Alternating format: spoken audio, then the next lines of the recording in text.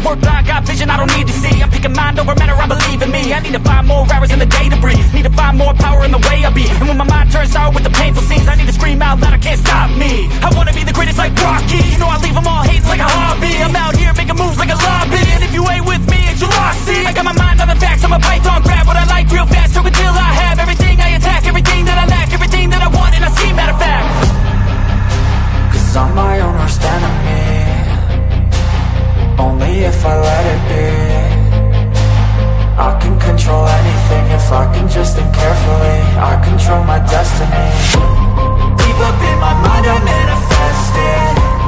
Every morning I wake up obsessed, and everything I do the best. And deep within my mind, you know I'll always manifest it.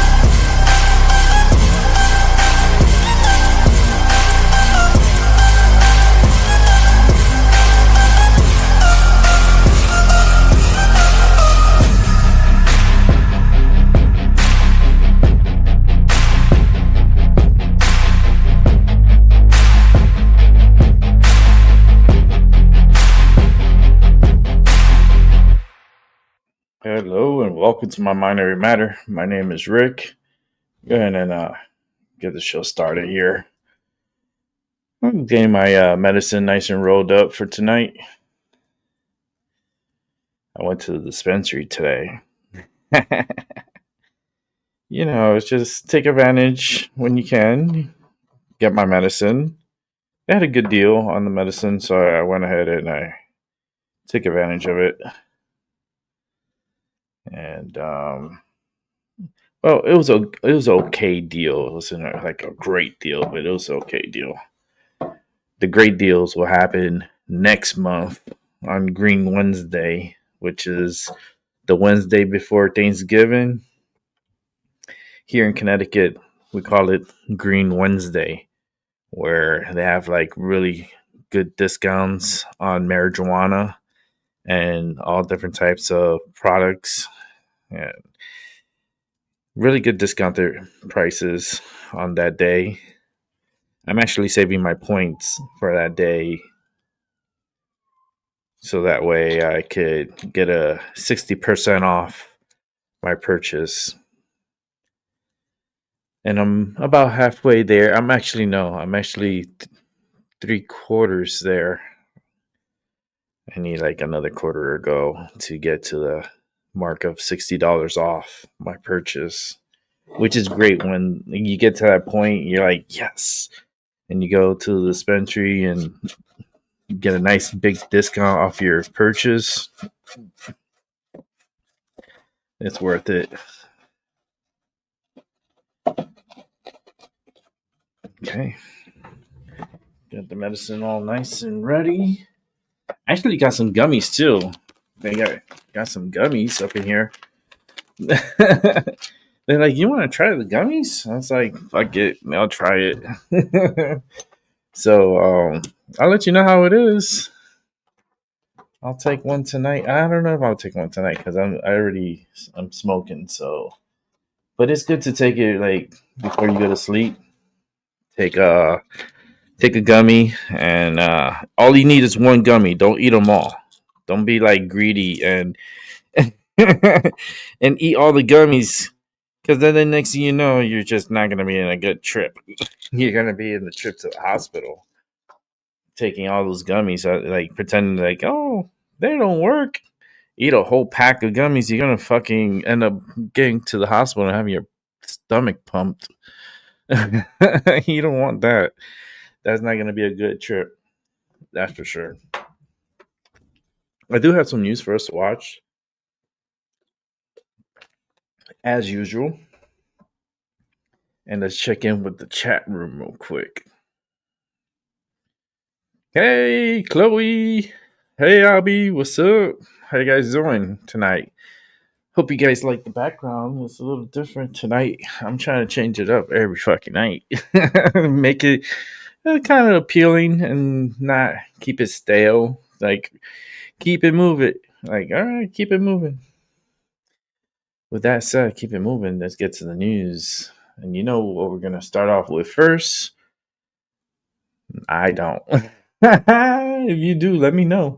Now, I know what we're going to start off with first. We're going to start off with the government shutdown. So let's go ahead and prop this Today up. is the first day of the federal government shutdown. A lot of uncertainty across central Georgia about how long the shutdown could last. Now, previous shutdown was in 2018, and that was the longest one in history. It was 35 days and lasted into 2019. There's some appropriations that get passed to make sure the military is still paid. The Coast Guard did not fall into that in 2019. So a lot of those active duty members actually did not receive pay.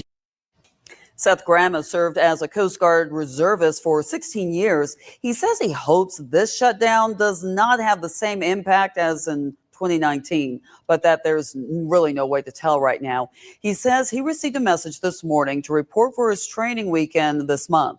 Sarah Halston is the manager at Greg's 2.0, a restaurant across Highway 247 from Robins Air Force Base. She says business was down today, but they are hoping it won't last long.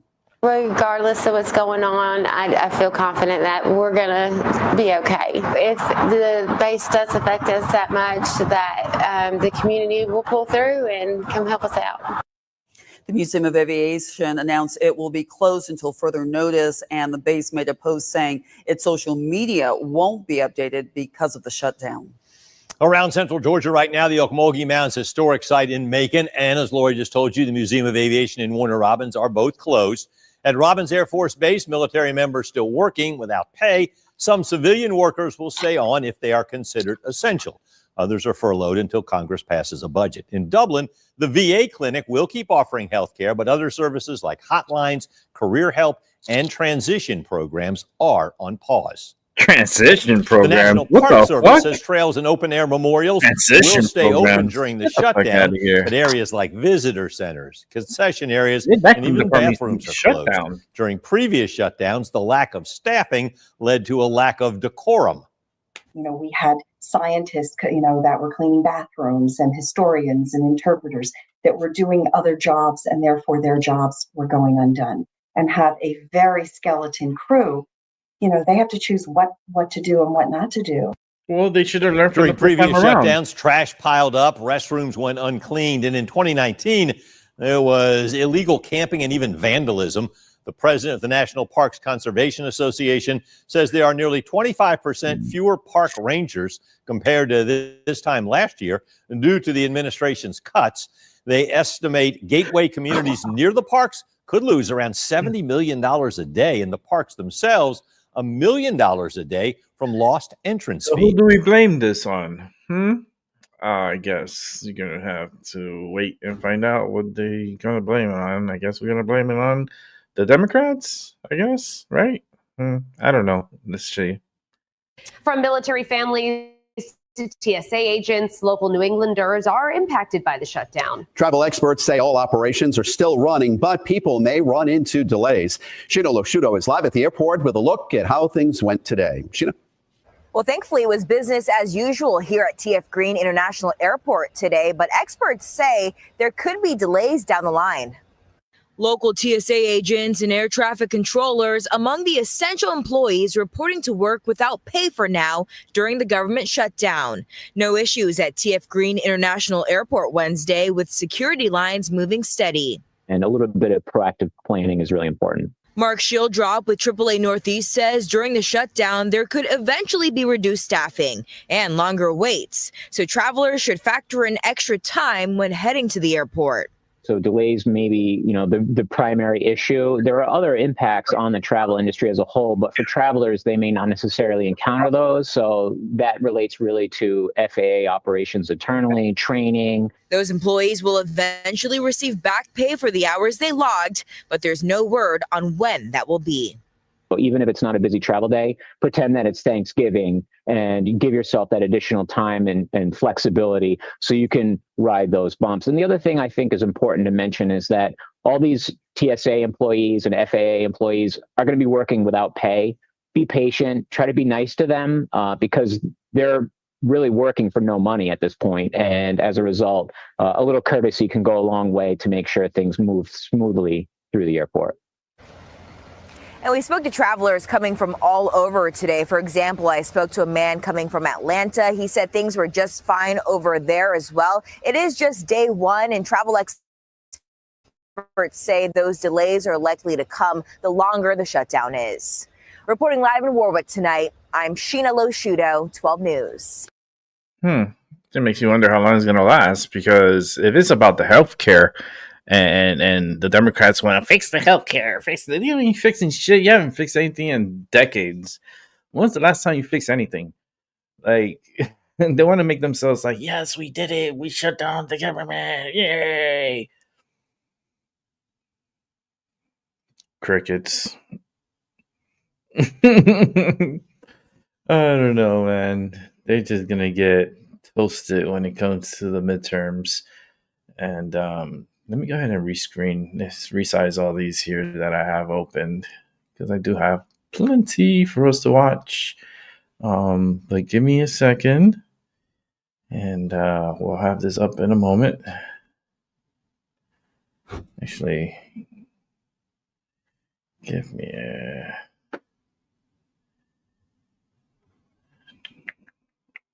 Okay. Yeah, we got a few to watch.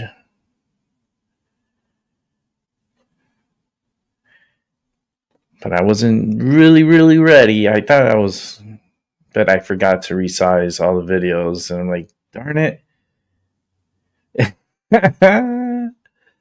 I'll try to do a better job next time. There's always a next time, because, I look forward to the next day until the day I die. Then there's no more days, It's like you're limited on the amount of days you have being alive. And I do got to move a couple of stories around. So bear with me one moment. Just got to rearrange a couple of things here. Okay, I want to...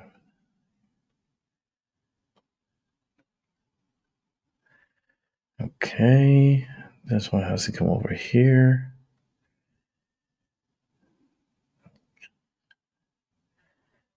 All right, I think I got it. I got it. I hope I got it.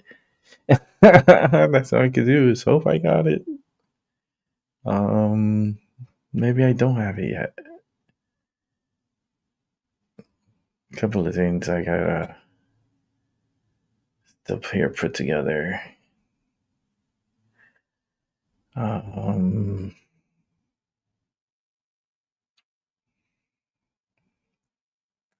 Okay, I am almost done.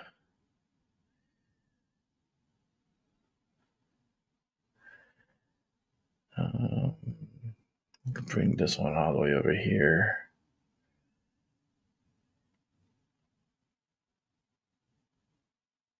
Okay, I think I'm ready. I think I'm ready. I'm sorry about that moment of silence. Hey, Rob. See, I was having a moment of silence for Rob. I knew it was coming.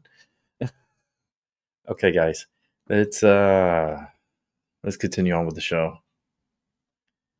The shutdown pausing two huge projects here in our area. The Trump administration is freezing roughly $18 billion to pay for the 2nd Avenue subway extension and new rail tunnel under the Hudson River. Eyewitness News reporter Lauren Glassberg looks at the impact and how it's all connected.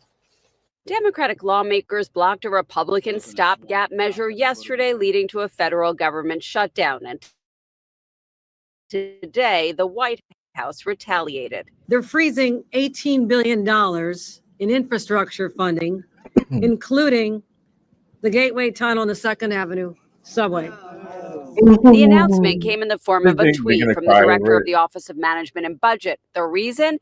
The administration wants to reassess whether construction money is going to illegal DEI initiatives. And that review process, according to the U.S. Department of Transportation, will now take more time because federal staff has been furloughed. Oh my God. Oh, you know she's a liberal with all that nose earring. Extension of the 2nd Avenue subway line into Harlem is now being used as a bargaining chip. I'm constantly taking the 6 train, the Q train and everything. And my office is in Harlem. So we're right near 125th. So we're always around those areas. So these things are needed. Additional subway stops in Harlem would save time for 100,000 commuters. Yo, President, pettiness got to stop. We're too old for it. This is these are other people's lives you're messing with. A lot of people's lives. The other big project, the Gateway Tunnel, will create a double track under the Hudson River, providing a much-needed second route for trains. Both projects would bring tens of thousands of jobs to the economy as well. Governor Hochul says New Yorkers should be outraged. We're ready to build. It's underway. Letitia James. And now we realize that. Look at Big Trish back here with a Statue of Liberty behind her. We should get that Statue of Liberty and hit her across the head. Like, Letitia James, you're gonna be indicted anytime. We're just waiting for those papers to drop, and you're gonna be indicted. Indicted. That's right. This is just one big class of buffoons. Look at them. This is what you call progress. I think this is what you call disaster. Like, they can't even stand like in line. They can't even, like, this one's crossing her arms. Like, are you kidding me? This one's looking down. This one's crossing her arms.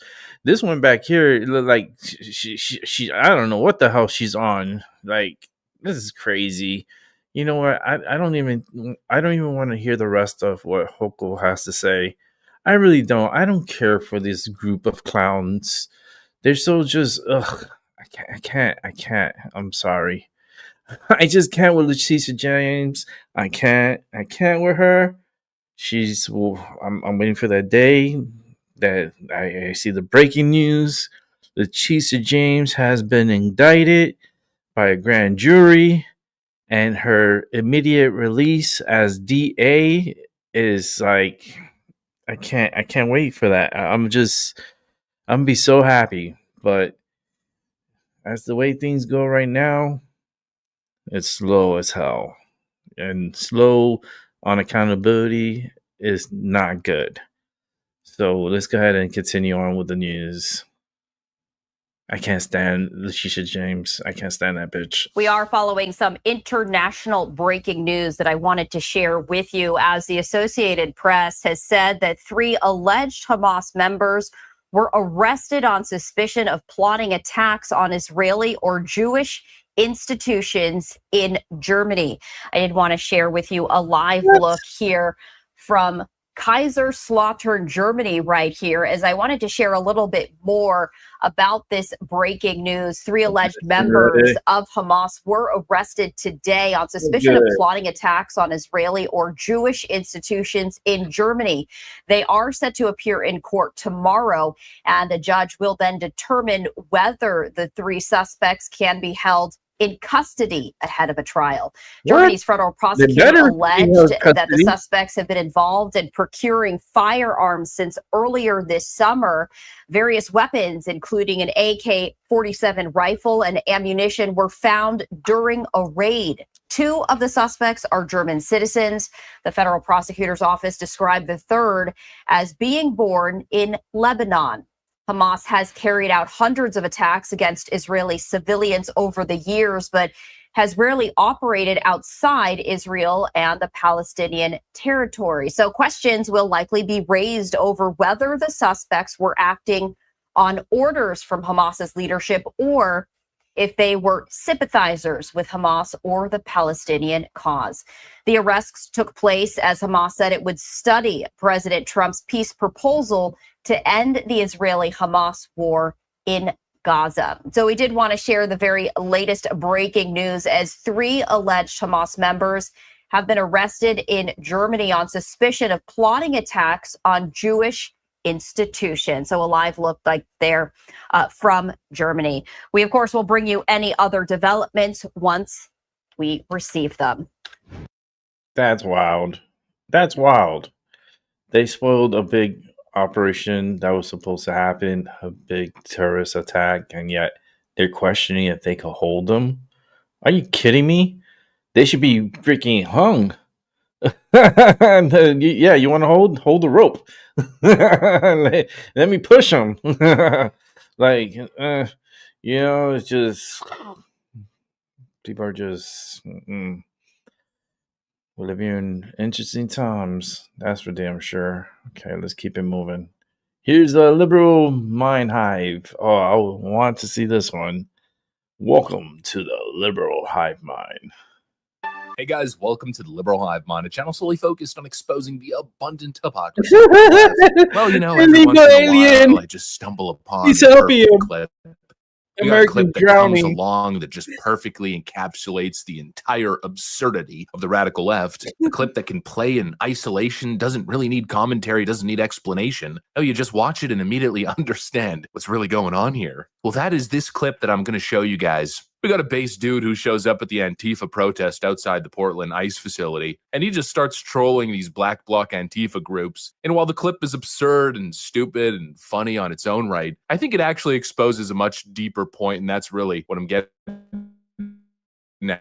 at here. Let me show you guys exactly what I mean by that. We got some stuff to get into, so let's roll the tape. All right, folks, so just take a look at this. Let's just play the clip without any added context. Stolen people, stolen land. Stolen people, stolen land. Stolen people, stolen land.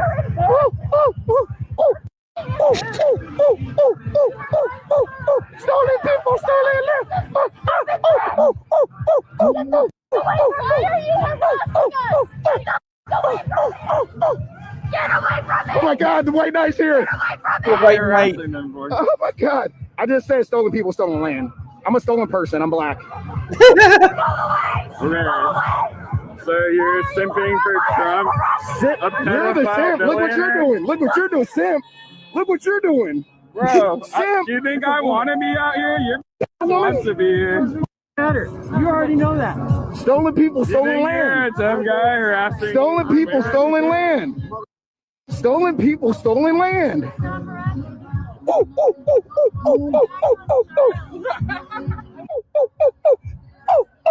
It's just so perfect. The guy shows up and starts spamming their own slogans in a squeaky cartoonish voice and making weird noises, and they instantly lose their frickin' minds, with one guy then coming in to white knight against this evil MAGA terrorist committing horrible atrocities against humanity. Oh my God, the white knight's here! And of course he comes in not just looking like a complete dork, but immediately takes the angle of, oh, you're a black man supporting Trump, as if we haven't heard that routine before. Immediately takes the racial angle. I think that was a really telling part. The modern left cannot stand individuality. If you're black, from their perspective, you're supposed to think a certain way. You're supposed to buy into their grievance politics. Otherwise, you're a race traitor, right? Nothing more woke than a bunch of privileged white college kids lecturing a black man on how he's supposed to feel. If you're black, you have to agree that the Republicans are racist. If you're Hispanic, the same thing, right? You have to live in this make-believe paranoia world where ICE is coming to get you. Ooh, spooky ICE is coming to get you. Even though, obviously, if you're a citizen, a legal resident, you have absolutely nothing to worry about. I think it's clear these people don't see citizens. No, they see political pawns. And the second someone steps out of line, they try to shame them back into submission. That's the reality. And they call this progressivism. Oh, so progressive. But if anything, it's regressive, and it exposes the real racism that lies on their side. These people are fundamentally unserious, and that, I think, is really what was exposed here. And that's what's really so ridiculous about the slogan. That's why it works. When you show up to ridicule and mock them by repeating their own freaking lines to them. The stolen people, stolen land. Stolen people, stolen land. This entire identity built on grievance, on pretending as if America is this deeply evil, fascist hellscape.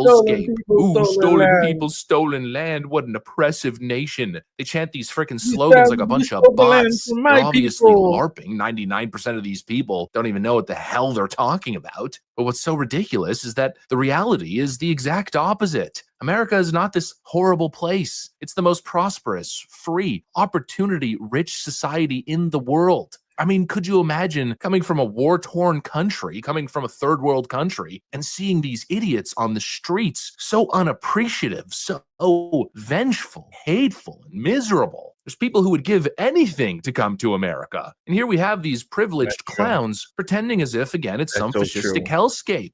Ooh, stolen land. If America was so unlivable and broken and so evil, well, then you probably wouldn't be in front of an ICE facility protesting the mass deportation of illegals. People wouldn't be risking their lives every single day just to cross the border to get here. These pathetic grievance narratives in 2025, it's laughable. And even this stolen land nonsense, every piece of land in the world at some point was conquered by someone. That's called history. In fact, what do you think was happening in terms of native warfare before the Europeans settled here? That's how human history works. Nations rise, they fall, borders shift, civilizations expand, they contract, they fall apart, and the world moves on, it moves forward. These people just can't seem to understand that. No, they're stuck in the past. They don't want to move forward. They want to stick on old grievances that aren't even relevant today and have nothing to do with them. And to be screaming these slogans at an ICE facility in the 21st century, it's idiotic, it's cosplay, it's LARPing. You're not fighting modern injustice. You're clinging to a victimhood fantasy because it gives you some sense of purpose that otherwise you wouldn't have. In other words, get a hobby, do something else, play a sport, learn an instrument, I don't know, collect Yu-Gi-Oh cards, play Magic the Gathering, literally anything but this buffoonery. These people are fundamentally unserious, and I'm tired of pretending as if there's a worthwhile conversation here. There isn't. At some point, you just have to accept reality. There's no reasoning with people like this. You could bring charts and statistics, historical context. It doesn't matter because obviously they're not interested in dialogue. They're interested in chanting like drones and LARPing as modern revolutionaries. It's a waste of time. And actually watching this clip, I'm thinking, this is the way.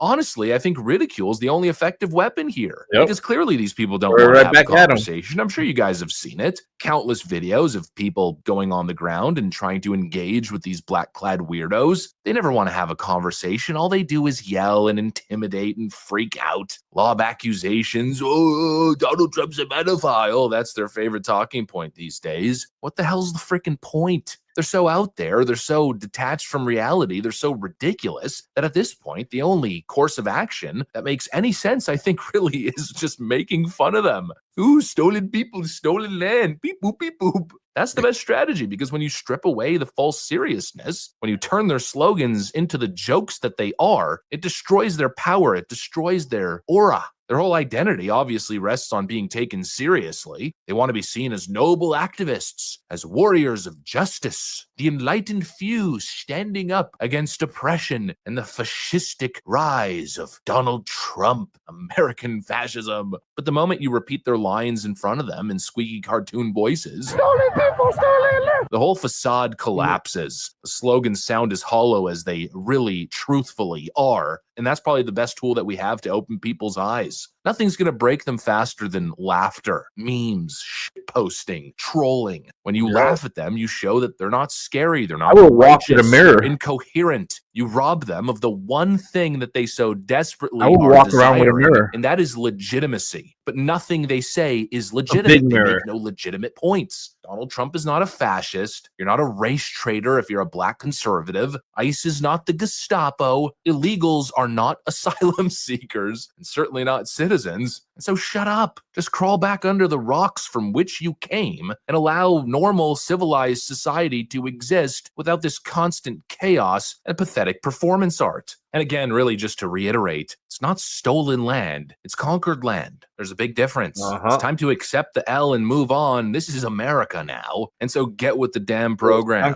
You live in the most prosperous and free nation on earth. You should be thankful, not ungrateful. Anyways, that's what I got for you guys. Thanks for watching, and I'll see you on the next one. That's how it has been. That's how history has been. They conquer one another and they take over. And if they didn't like you, they would kill you. And if they liked you, they would keep you.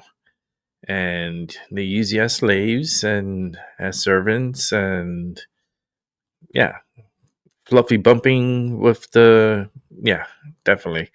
But we got some more news here. Damn. I didn't like this one. I saw something this morning with this crazy Bronx building collapse. It says like an explosion sends like a chimney crashing down. Like this is really like who's first of all, who's doing maintenance on this building and who's supposed to be checking these buildings, because these buildings are pretty old. They should be monitored like on a daily basis just to make sure everything's running properly. I remember when I was a plant operation manager down in South Florida, I checked my building, checked every floor, checked every AC like room, checked everything, all the electronics, like even up to check the generator and the also the cooling tower. I would inspect the whole place and make sure everything was running right before everyone came in for work. I used to be at work at I used to wake up at 4:30 in the morning, and I used to be at my job at 5:30 in the morning, and I didn't get to go home until like 6:37 in the evening. At times, I worked a lot. I'm broken now, but we're gonna see something that's broken, and that's this building, because this building is like. Yeah, let's see what's up. What happened? Now at noon, terrifying moments in the Bronx. Part of a NYCHA building. What? Look at that shit. Pile of rubble. We are live on the scene right now. Ooh, welcome to the Noon and I didn't Beyond. even Computers see officials that. say it was That's an incinerator wild. shaft on the corner of the high-rise building that came crashing down, bringing part of the facade with it. This video showing the moments when that shaft came crashing down in the Mott Haven section of the Bronx. Onlookers from nearby buildings watching in horror as this all went down. We do have team coverage of the collapse first at noon with Arthur Chian and Antoine Lewis on the scene. Let's kick things off with Arthur. Arthur, we did hear from officials a short time ago. Well, what's the update on this? Yeah, it's serious. Let's go over the details, Bianca. At 8:10 this morning were the first reports of an explosion here at this location. This is 205. Those people cannot stay Alexander, there. up here in the Bronx. This is a That's a massive big NYCHA building. complex that spans from 137th Street to 135th Has Street. probably And over 200 as we apartments. turn up there, pieces are More. still coming down off this building. Let's go back to that video that we Really, just showed our 300 viewers, which was apartments. obtained by Fox 5, showing the collapse. This was shot, we are told, by a resident in a neighboring building. It shows the top part of that chimney stack raining down. That's more than 20 stories high. It came crashing down to the ground. Miracle. It is an absolute No miracle at this one point that nobody was hurt. An was FDNY hurt source in says they this. went over surveillance video to see if anybody was walking in that area. There was one gentleman that they saw, and they say even that person has been accounted for. So at this point, there are no injuries to report. Now, 2 apartment lines in that building are fully evacuated as officials are trying to figure out whether or not the building's structural integrity still stands. Here's part of what Adams just said now after being briefed here at the scene. Where are they gonna put all those It people? seems in preliminary investigations, You got to get the there was illegals some out. You type see, of something like this explosion. happens. This we need happened the at space. 8:10 this morning. We received reports of an incident involving the chimney to the boiler room here at NYCHA's Mitchell houses. This resulted in a partial building's collapse. Now, this is video from the backside of the building, the other side from Oh where we are my standing. You God. can see that the massive wall is still dangling on its own without support. And that is one major piece of work that needs to be done, as this will have to come down and has to be removed carefully since it's attached to apartments. They can't simply just saw it off. As for the cause, the mayor pointing out today, October 1st is the first day that heat was turned on here in the city. There are some reports that people smelled gas prior to this collapse. That's being looked into right now. We also That's asked maintenance the commissioner problem. of the Department of Buildings if there was current ongoing work being done on the boiler They that are sits not going to directly have below heat. the point of collapse. And this is what Oh, he that just told apartment's us. messed up. Or next to that one. My understanding is that work was being done on the boiler. I don't know if our friends at Fire or Con Ed want to speak to that. A permit was pulled and work was being done on it actively. It looks like a ghetto-ass apartment. All right. Well, there are two slumlord issues at this owner, point. yeah. The first one is I've when been will residents to be able to go those inside? apartments And then before the because other this is the point Bronx. is because this was So a boiler, it could be the main boiler for the spent entire many complex summers here. here in the Will it Bronx. interrupt gas, which means heat, It hot wasn't ghetto water like how at it this is crucial now. time Now when it's temperatures just today it's started worse. dipping? But really, the key thing is to I'll talk remember about it after this. that we are thankful that nobody was hurt in this. The investigation continues. Right now, let's go over to my colleague Antoine Lewis, who is on the other side of this building. He's been talking to people on that side. Antoine. Arthur, that's right. Just to put it in perspective, everybody, Arthur is on the opposite side of where we are right now. What you're seeing behind me is what's called the collapse zone. Photojournalist Maura Bertoli is giving you a look at it right now. Wow, this next contains to the a pile of playground. bricks, believe it or not, the air conditioning as units, as well as other debris that fell once this building partially collapsed. Now, also here, just arriving on the scene, Look at Bronx that. Borough President Vanessa Gibson is here. Other high-ranking members of the NYPD, they're boy. all observing this, looking at the scene right now. We can also let you know that officials told us that they searched this pile of debris, this collapse zone, with dogs to make sure that there were no victims, no one was trapped. And as Arthur just pointed out, thankfully, that does not appear to be the case. Take a there's look at the top nobody. of this building, though. Morrow's going to zoom up now so you can get a look at that. And this is the top of a 20-story building here. It was opened in 1966. This is the Mitchell houses. And you can just see on the way down where those bricks fell, just from the top of that, where that shaft was when it happened. And as you come down to take a look at that, I want to show you where it ends up, because once we get to the full look of that, you'll see that the debris fell right on top of a playground. And given that this happened at 8:10 Well, in the not on morning, top of the thankfully, there playground, were no next to families it. out, no one with walkers trying to see the kids. We know that On the top older of it, kids were in school, it'll of course, be on but it is top of it. absolutely a miracle that no one Next was to it. injured. Nonetheless, we spoke to some of the residents media. who described what they saw, who told us what they heard, and just take a listen to what some told us earlier. Horrible. So I was in there with my 3-month-old, and you feel like the explosion happen. You can smell it slightly, you feel it. I look outside the window, I see people, they staring at the building. Again, it happens. You start to see smoke. People is like standing down. They going like this. They like, get out. The building is collapsing.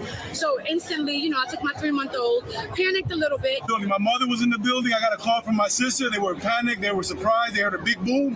They don't know what happened. They heard that maybe a car broke into crashed into the building.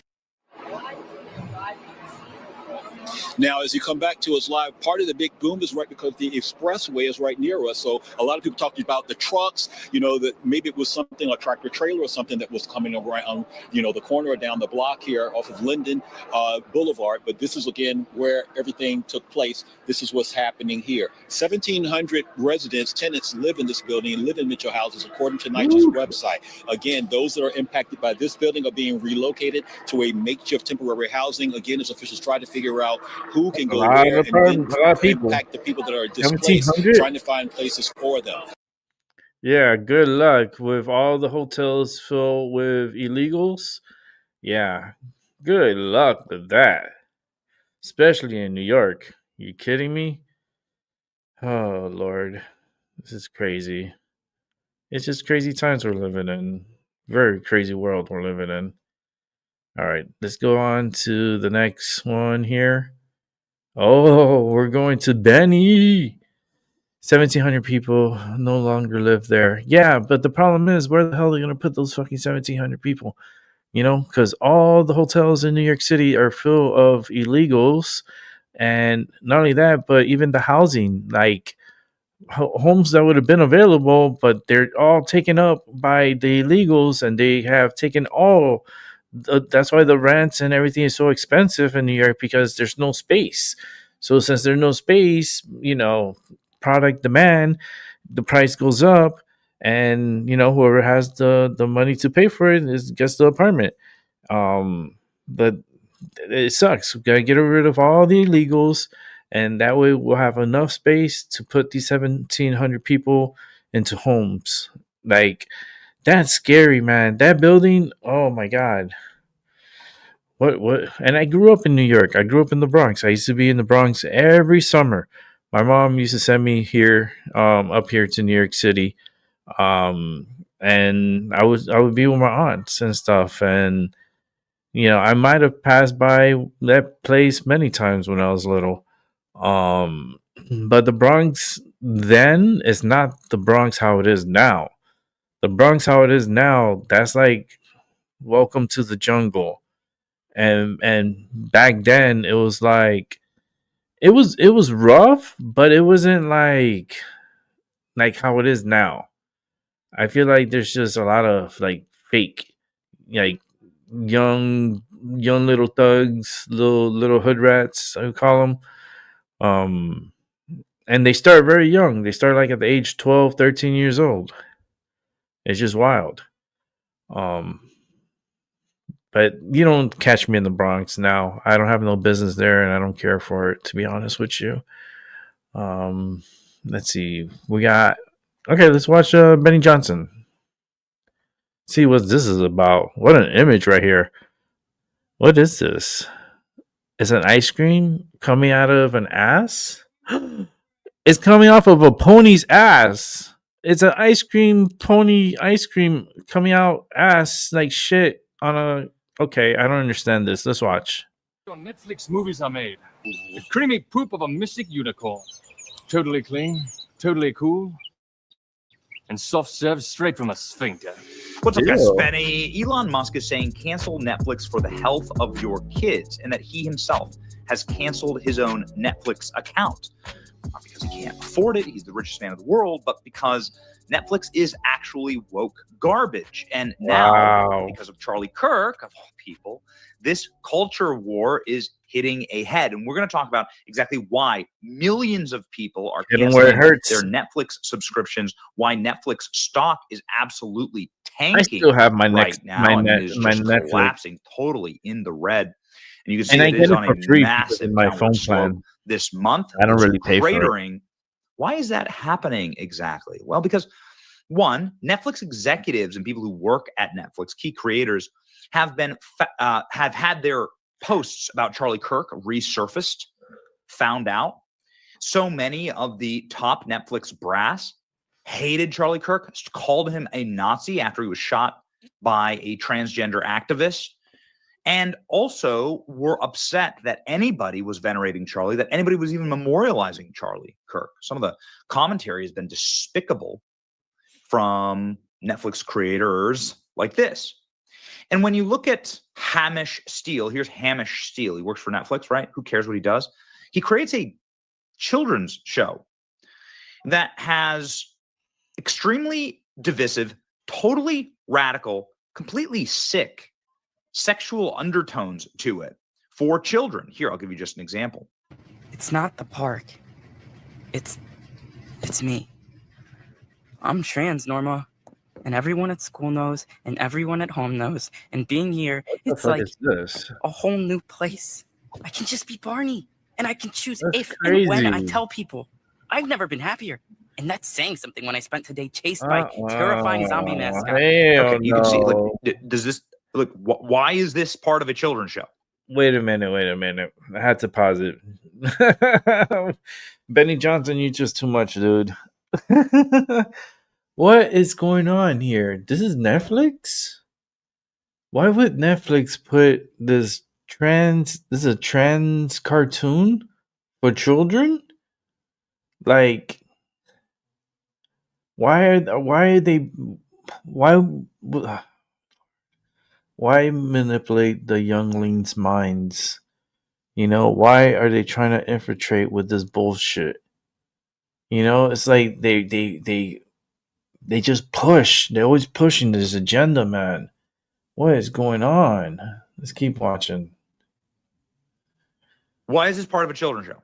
Why is any of this stuff part of a children's show? And the longer you look through Netflix's discography, right? Its library of children's entertainment, you'll find stuff like this. We know about you. You love Oh no, I can't. I can't. I'm not gonna listen to it. I'm not listening to it. I really don't care. This is stupid. This is stupid. That's a little boy that's wearing a tutu and acting like a child. Instead of wearing boys' clothes, he wants to wear girls' clothes. Like, It's hard to know who's dangerous or not. That's true, though disappointing. yeah, I'm not trying to listen to these cartoons. I don't want to get hit by copyright for listening to this stupid shit. I really don't care for it, to be honest with you. It's creepy as hell. Weird cartoon. Like robots. I didn't know robots were part of the LGBTQ elemental P. 1, 2, 3 to infinity. This is just weird to do with children's entertainment. This is legitimate radicalized propaganda. This is Can you switch? Nightshade's pronouns are they, them. He or she just doesn't fit who I am. My apologies. Please switch their piece. What the hell? The plan. They let's take the entire issue aside, okay? And let's like ignore how unbelievably radical and out of science, out of the affront to parents and their children, and the ability for parents to have control over their household, the propagandizing of the kids. Like, take all of it out. You can take the entire issue away. And then just ask yourself, on an issue this obscenely radicalized and this dangerous, in what universe is it appropriate for little children to have this to have these messages put into their entertainment? It is wholly and entirely the work of people who are attempting to manipulate and to attack children through this style of programming, hoping that their parents aren't watching and they can just sneak it in. That's what this goblin is doing. This goblin who posted about Charlie Kirk, posted that Charlie Kirk is a Nazi, right? And doesn't deserve at all to be respected or venerated or memorialized at all. And they're shoving inside of their children's entertainment like trans propaganda, like every single show. It is wild, man. Cancel your Netflix. Elon Musk has just cancel his Netflix account after he promoted a kids show that puts transgenderism on kids. It was written by an LGBTQ activist who mocked Charlie Kirk's assassination. Here we go. You'll never guess. Why the F are you even commenting on this?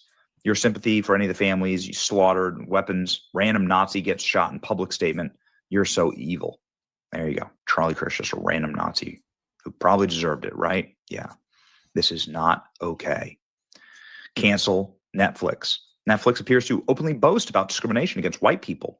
In their inclusivity and diversity report, they celebrate the percentage of racially underrepresented directors and lead characters. They've been growing significantly over the past few years. Why does Netflix hire based on skin color, and isn't that illegal? Netflix stock has begun to crash, and it crashed really hard today. Oh, wow, 2.19%. The market is up over 100. Would you look at that? Netflix stock down 2.57. $30 today. This is what happens when you go full retard. Here we go. This is Fada Cater, Netflix executive. She mocked Charlie Kirk's assassination and ridiculed his death. He died for Christ. Are y'all okay? A Netflix executive openly justifying the murder of Christian for Christian beliefs. Cancel your Netflix subscription. Look at this. You know, it's like one thing to think this in the back of your little diseased mind. It's a totally different thing to like post it on the internet. It's just like the transgender propaganda inside of like children's entertainment. Like it just doesn't belong there. Like in what, like again, in whatever diseased brain space that you have, like I guess you're, you know, free to think whatever you want. But like posting it on the internet, like you want people to see it. You want people to understand how depraved you are. It's just like putting the transgender propaganda, like sexualized propaganda inside of children's entertainment. It's sexualized propaganda in children entertainment. That's what it is. Yeah. Meet Hamish Steele, the creator of the children's show on Netflix, where they teach kids that they can be transgender. After Charlie Kirk was assassinated, he called him a Nazi. Netflix is silent. Their silence is deafening. Cancel Netflix. Yep, it gets worse. I showed you the Transformers clips. Transformers, got it. Okay, get it. Mass cancellation of Netflix is happening thanks to Elon Musk. Keep it going. Oh, yes. Scientist, Ada Twist, Scientist, a show for 7-year-olds on Netflix, showcases young students coming together to set up and celebrate their teacher's gay wedding. Barack and Michelle Obamas are the executive producers because of course Obama's the executive producer. Got Lord. It. Coco Melon, Netflix show for children, showcases a little boy in a dress dancing for those two gay dads. Why do you keep pushing this propaganda on children? Again, this is sexualized propaganda for children. That's what they're doing. Everyone canceling their Netflix subscriptions. Cancel. Everyone showing that they're canceling their subscriptions in real time. This is Charles Rovikin. He's the chairman and CEO of the Motion Picture Association, which determines the age and ratings for movies across shows and Netflix. He's a Democrat, former Obama official. Is it starting to make sense why extremely inappropriate shows are advertised for children? That's exactly right. They should not be children's shows. These should not be children's shows. Don't forget, Netflix is trying to make Narnia woke now. They've hired an activist director and offered the role Aslan to Meryl Streep. Oh, Lord. I'm depressed because I can't cancel Netflix with all of you because I already canceled it 3 years ago. Got it. This is an insidious psyop, the sole purpose of brainwashing. Netflix is owned by the Bernays family, who are propaganda terrorists. Netflix employed Obama as a producer, and Obama publishes all of his slop on Netflix. Cancel Netflix. Cancel Netflix. This is my entire timeline. People saying they're canceling their Netflix. You should do it. Instead, you should subscribe to our new our YouTube. Come on, you can do that instead. Oh, you know the cows are trans too, right? Everything okay, Fred? Well, the last time I saw my grandma, I used a different name and pronouns. What the fuck? Before I discovered that Fred feels more like me. What? Yeah, the cows are trans now. The cows are trans. What? This is children. This is sexualized. Okay, so again, get rid of the political divisiveness of the topic. Okay, like this is sexualized content. This is content of a sexual nature in children's shows. Yeah, but then how are you going to watch Monday Night cancel Raw? My Netflix account. We are sorry to say goodbye. Cancel it. Cancel. How am I going to Netflix watch wrestling? account. Enough is enough. Canceling. Everyone is canceling. Netflix is pure trash. My parents just canceled their Netflix accounts. Cancel Netflix now. Cancel Netflix now. Netflix is an anti-American, anti-traditional family, anti-white. Sounds like it's run by the Obamas. Yeah. Pretty easy to see how to cancel Netflix. Remember this on Netflix? Goodness gracious. The hell? How's this even legal? You know what I mean? What How's the that even hell? legal? Goodness gracious. Just canceled. Just canceled. Just canceled. Just cancel. Just canceled. Been a member for 10 years. Forced me to cancel immediately. Just canceled. Enough is enough. Just canceled. Look at this. Cancel. Cancel. All right, ladies and gentlemen, is what fighting back looks like. And this is what going woke looks like. Again and again. How many times are we going to learn this lesson? It's your boy Benny. Like, share, and subscribe. See ya. Yeah, Benny, that was a pretty good show, man. Really, really good. But damn, Netflix, what's happening, man? That's a lot of people leaving. That's a big hit for that company. Remember, that company still runs WWE shows. They run Monday Night Raw, and they paid a big amount of money to be on there. Damn, man, what bad timing for them. No, that's crazy. All right, let's see what we got here. Okay, let's check this story out. I think I'm gonna have an early night tonight. Maybe a 2-hour show, so I can go to sleep early. I wanted to go to sleep early tonight. I gotta go buy some candles. I gotta do another candle run. I'm gonna buy 1,200 tea light candles. 1,200. And I buy them at 100 to a pack. So I go to IKEA because I don't buy Chinese candles. I buy candles that are Polish. They're Polish candles, Polish tea light candles. And when I do go over there, I buy 12 packs of 100 tea light candles. So I usually come home with 1,200. And then you can imagine how many candles I have on throughout the night here when I do a show. That's going to be part of a contest. And there will be one winner. You could count all the candles.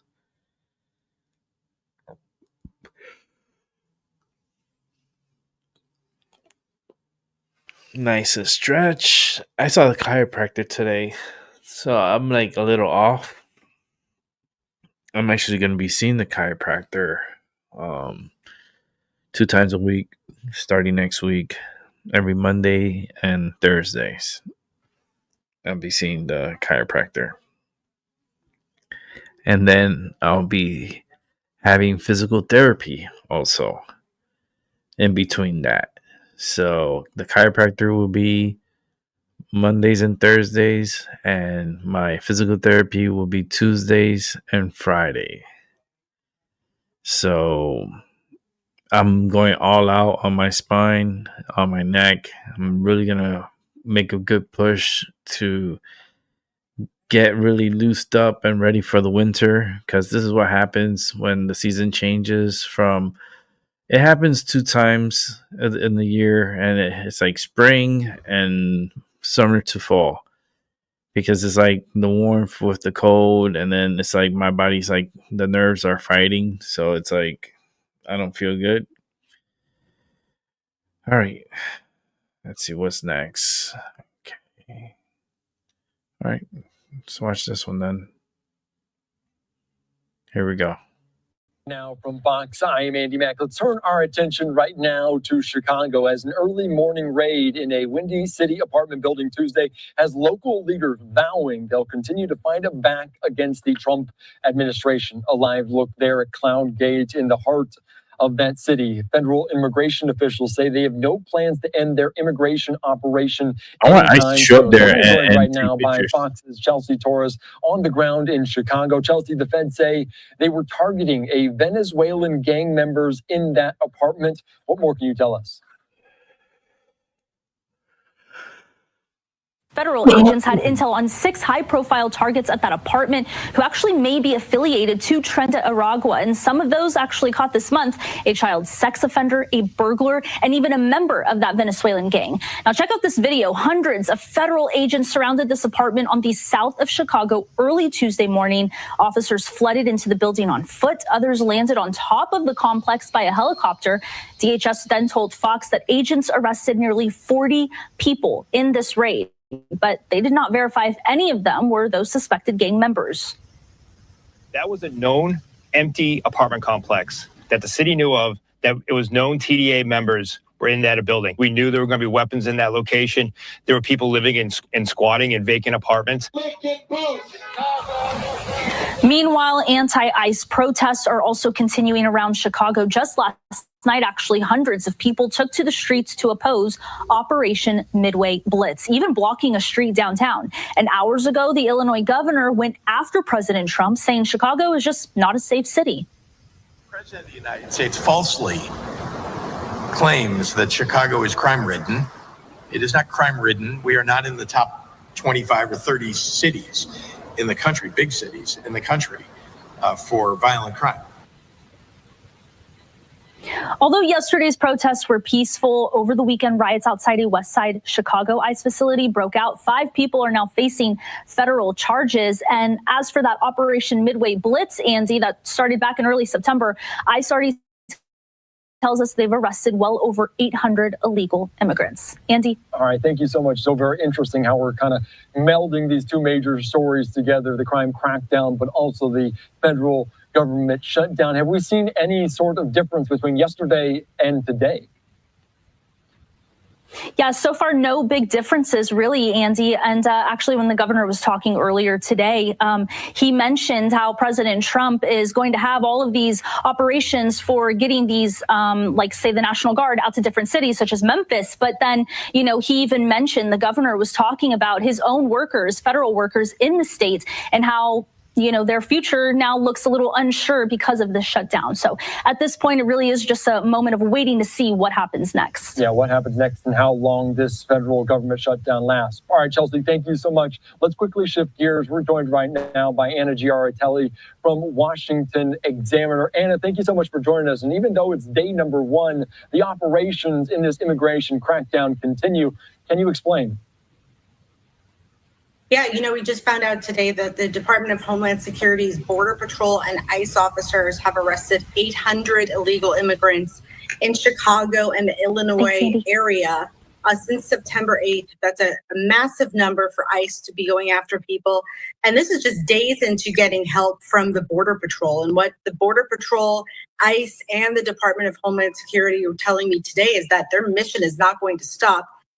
They said they're going to, quote, liberate, unquote, Chicago from crime and from criminal illegal immigrants in particular. And of course, we're talking about this, how the operation, like you mentioned, will continue. I do want to put up some posts, though. Although the operations, the people will still be out there, not everything is still functioning in full. You say right here on social media, all ICE social media accounts have gone silent while the government is shut down. That means the government PR for the Trump administration's mass deportation will be shuttered on X, Instagram, and Facebook and the kind. And you also note that E-Verify is shut down during the government. What it means to validate the legal status of job candidates that cannot use the system to do so. There are components to this government shutdown that do impact ICE, though, correct? There certainly are. So federal law enforcement are going to be on the front lines continuing to work. And that includes Border Patrol agents who would normally be on the southern or the northern or coastal borders working. Some of them have been reassigned to places like Chicago and Portland right now, and they're going to continue to be there helping ICE guard ICE facilities and detention centers, as well as being out on the streets, making arrests. But certainly other aspects, people who are deemed non-essential, which might include office staff, in this case, people who post those updates on social media are out of work for the time being. And it's going to be an interesting impact for the Trump administration because part of its messaging is really, I don't want to say, putting fear in people's minds, but they've admitted as such that we want you to know we're coming for you because they hope people self-deport. So without that messaging in the next couple of days, weeks, or even months, it'll have an interesting impact on the self-deportations. Yeah, not necessarily pros and cons, but different sides, the impacts of this. You also mentioned kind of the officers, different people in kind of the legal facet, kind of going through some of the paperwork of this. Could this create a backlog in terms of this immigration process? Because they do want to deport people rather quickly. Could a backlog happen quickly as the days stretch on from the shutdown? I don't expect to see a backlog because the people who are doing those arrests and then detaining people and then carrying out those deportation flights to countries around the world are still on the job.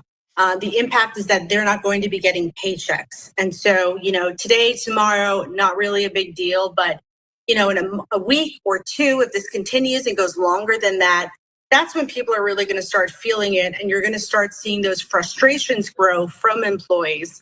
So I think that's what we're bracing for.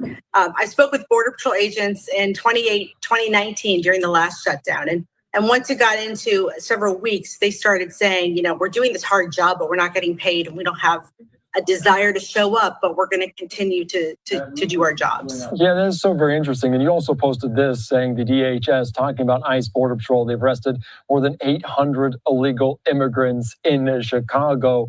What does that number tell you about where the operation stands? Are you shocked by that number? Where are they kind of speaking to that? That's a significant number just for one state. This comes as President Donald Trump has threatened to send National Guard and federal police into Chicago to deal with violent crime. He's moved troops into Memphis, Washington, D.C., and Governor J.B. Pritzker, a Democrat in Illinois, has said that they don't need this, that, like you were just saying in the last segment, it's a safe city. But President Trump is not convinced of that. And so by targeting illegal immigrants through ICE and Border Patrol, he is getting at the crime issue.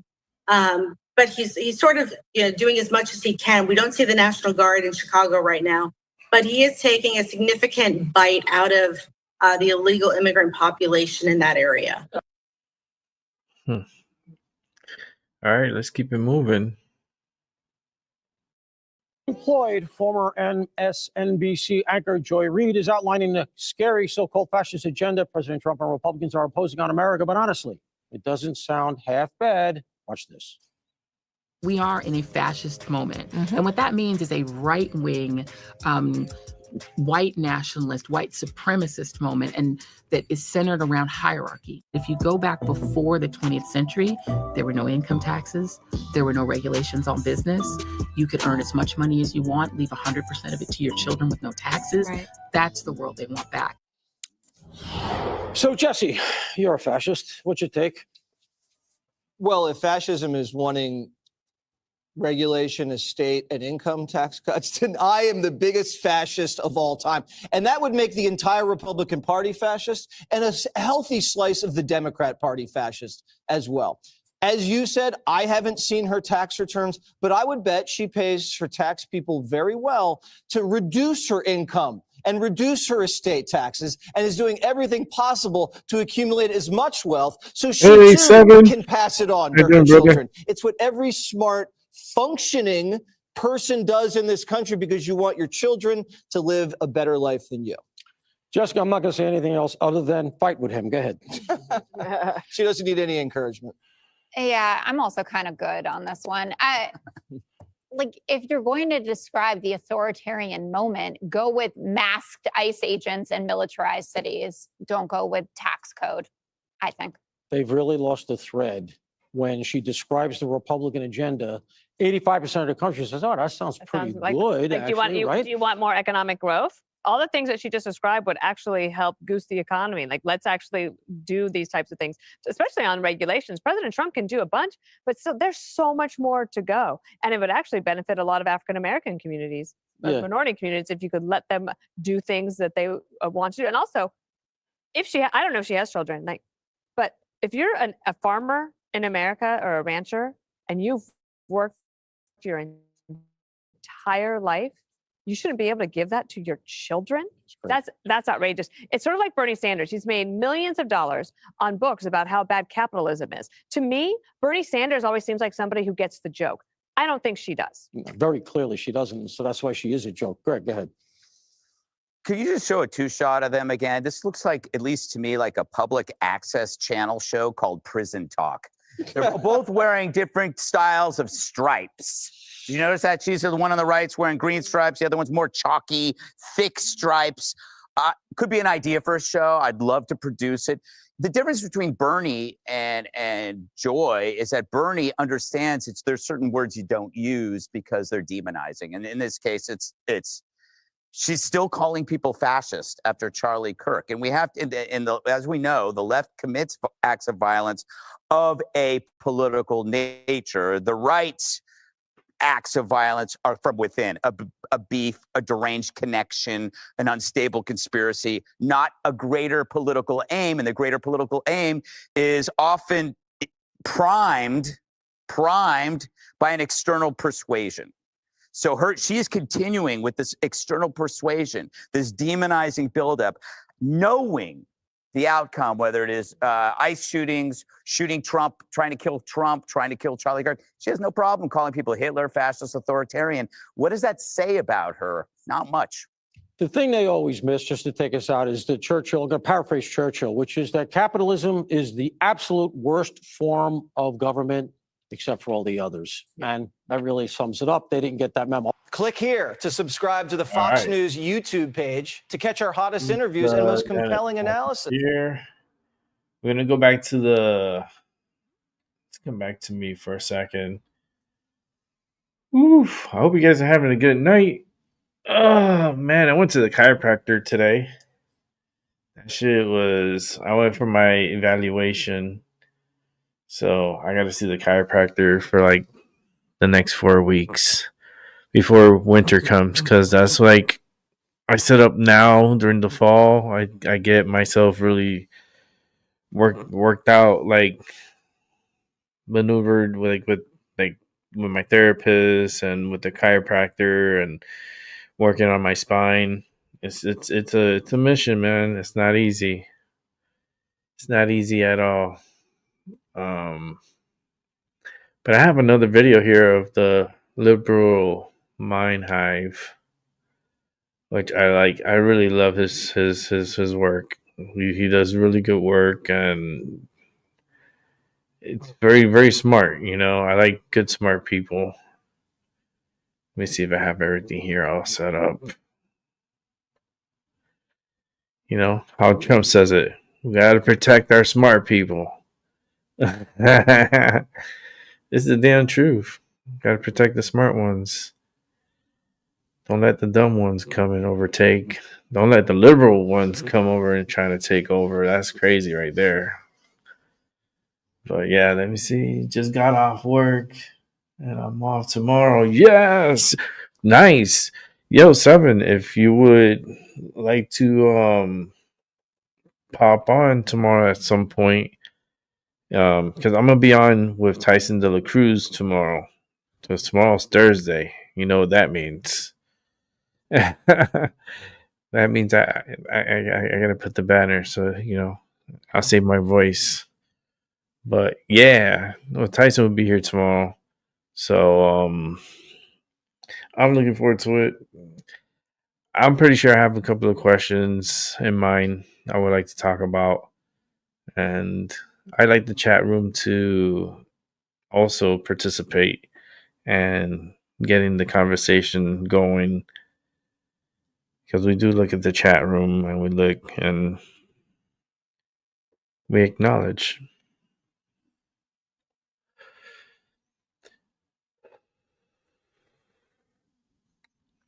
But I'm looking forward to it. I am. I really do like good company and good discussions and being on the same side. Like, pretty good, it's good energy. Okay, so let's go ahead to the liberal hive mind. So let's watch this one. Hey guys, welcome to the Liberal Hive Mind, a channel solely focused on exposing the abundant hypocrisy of the left. George Soros, you've heard his name a million different times. He's the center of many a conspiracy theory, and the left has always maintained that there's no there. Any suggestion of well-funded chaos and the shadowy George Soros figure acting like a puppet master, it's all just a bunch of right-wing kooky conspiracy theories. Well, it seems as though the days of pretending that this is some sort of shadowy conspiracy is now over, because now the receipts are in. The Capital Research Center released a report that basically lays it out plain as day. They've been able to trace and pinpoint more than $80 million from the Soros Open Society Foundation, $80 million spent since 2016, pumped directly into organizations tied to extremism, violence, and outright terrorism. I guess it's no longer a conspiracy theory, no longer rumor. It's no longer a right-wing anti-Semitic attack or trope. It's not just somebody saying this from a 4chan forum board. This is documented. There's numbers, names, and dates. And the truth is very ugly. George Soros has spent years laundering his agenda through nonprofits. And when you strip away all the fluffy branding of civil rights and civil liberties and kumbaya liberal talking points, what's really going on here is a well-funded network operating on American soil, mobilizing extremist groups. Let me show you guys exactly what's going on here. We got some stuff to get into, so let's roll the tape. All right, folks, so I got this piece here from the Gateway Pundit. The title reads, Soros-funded violent leftist operation networks exposed? Now, I'm not exactly sure why they put a question mark there because it seems pretty damn clear, but basically the TLDR is they've tracked $18 million to Movement for Black Lives, which is the same group that published a guide praising Hamas's October 7th massacre, which was a guide teaching activists how to blockade highways, choke the economy, and destabilize society. So under the name of Movement for Black Lives, Soros wasn't funding racial equity and racial justice. No, they were funding an operation that was getting people to try to block highways. Where have we seen that before? Los Angeles. Los Angeles.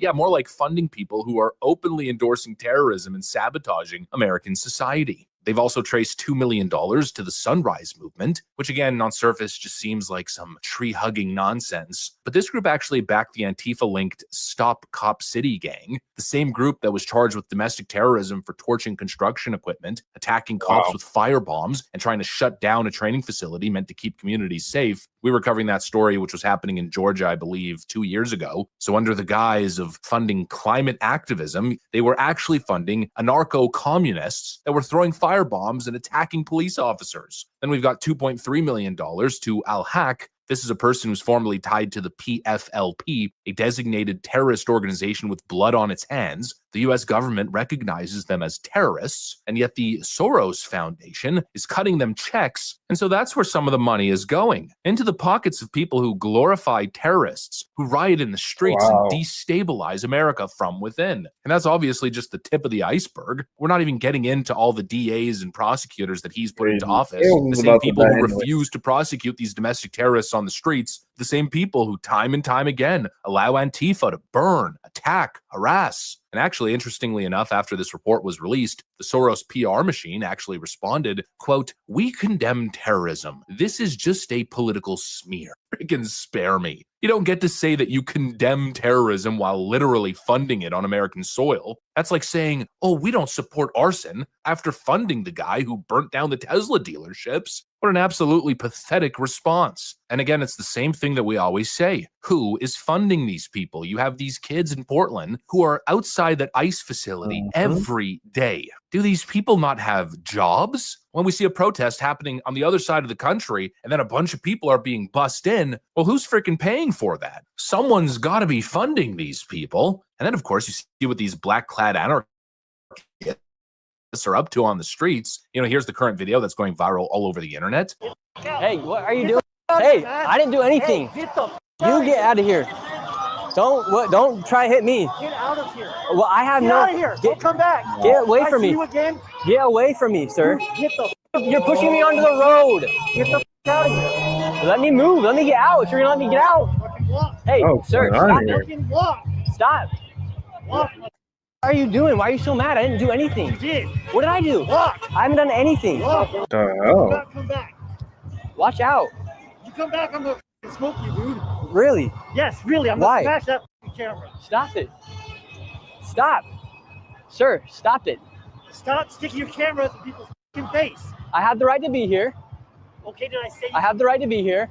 I have the right to film. You have DHS watching you right there, lasered on you. You have a sniper lasered on you right I now. don't give a. Stop it. Stop sticking your camera in people's face.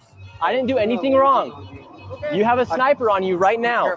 You have a sniper on you right now. Important, you've got an independent journalist covering Antifa, and some cracked out wannabe revolutionary runs up and threatens to smoke him as he approaches hyper aggressively. Then, of course, the moment that made it all go viral, federal agents on a rooftop putting 3 sniper lasers across his chest. Right then and there, the tough guy act evaporates. But holy frickin' moly, this is not normal. These are aggressive, violent people. And this is a well-organized, well-funded machine. And so it's time to expose it all. It's time to shut it down. You know, some people think it's scary. Federal officers tracking their sniper lasers on this guy. But what other solution do you have? These people are violent. They're aggressive. They're threatening. This is criminal behavior. It's about time the feds start doing something about it. And of course, as the president has stated, it's time to kick it up a notch. Not just the crackdown on Antifa and these radical people on the streets, but now working on cutting off the pipeline, going after the financiers. You start off by cleaning the streets, but you also need to choke off the money. The ones who are bankrolling this destruction, this destabilization, the division, funding literal terrorism as they pretend to be philanthropic. Oh, yes, we know, George Soros.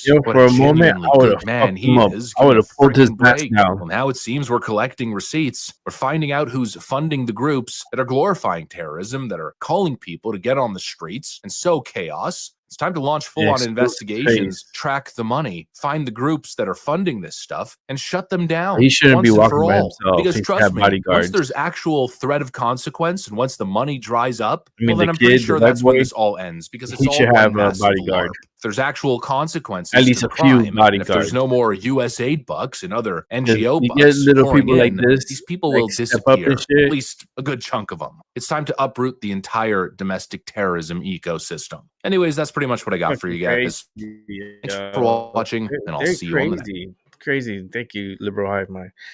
That's ridiculous, man. No. Hail to the no. Yeah, it's like, yeah, they got to report it and so forth, but you see how aggressive they are. It's like Antifa is they're not the nicest people. They're tied in with it's part of like the Rainbow Crew, you know? It's the Rainbow Crew on Antifa, you know what I mean? Antifa has infiltrated into the Rainbow Crew, and now they're part of a united front, and you get a lot of weird fucking people out there. It is what it is. It's the way how society is right now. It's only a certain parts in democratic cities. You know, I haven't seen anything in a Republican city. I don't know. I mean, I've seen ICE out here. I need to see more of them. I'm not seeing enough. I mean, there should be more ICE. Like, I like it when it's icy outside. And it's getting cold up here. It's starting to get cold up here. It's starting to get fall time. The leaves are turning. They're starting to turn. They're turning pretty quick. So they're in the beginning phases from their dark green to like a little lighter green, and now you're starting to see like light oranges, and some trees are falling a lot quicker because I guess they're in a faster pattern in their genetics, I guess. But it's starting to get fall up here. It's gonna be nice. It's gonna be nice. By next week, it'll be like nice colors, and then in 2 weeks, it's gonna be beautiful colors. And I'm looking forward to it. I really do enjoy fall. I love going to the top of the mountain and going up to the fort and taking pictures of fall. I'll probably use it as my background. I'll take the pictures. I'm like, here, bitch. Take the picture. Maybe do a little video. So, yeah, I mean, fall. You know what I want to do in fall time? I always wanted to do. I want to go apple picking. Apple picking right now in the fall. I'm like so tempting. I love apples. I don't know about you guys, but I do love apples. All right, let's see what else we have here. News, more news, and Tyson DeLacruz. All right, we can do that, and then we'll wrap up the show.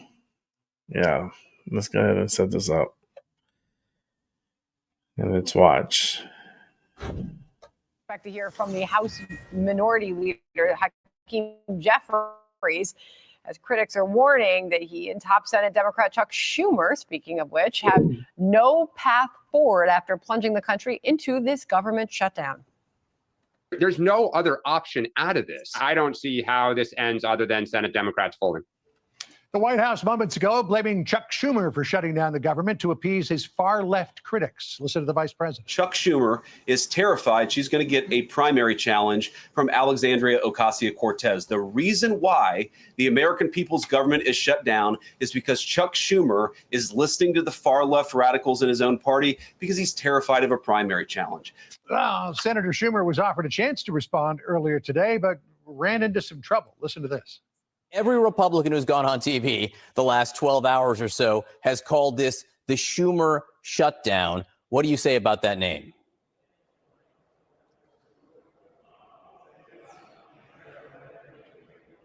Senator Schumer, can you hear me? I can't hear. Ooh, okay.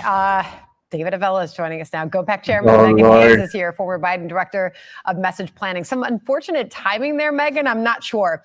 This was Caroline Leavitt just a few moments ago. We'll roll tape on her saying enough is enough with all of this. Enough is enough. Democrats need to stop sabotaging our country and holding the American people hostage in the country. Democrats need to do their jobs. The American people want the government reopened. So, Megan, will Democrats have to fold? Look, I think that Democrats and Republicans both need to do their jobs here. The American people send members to Congress to keep the government open, to keep things funded.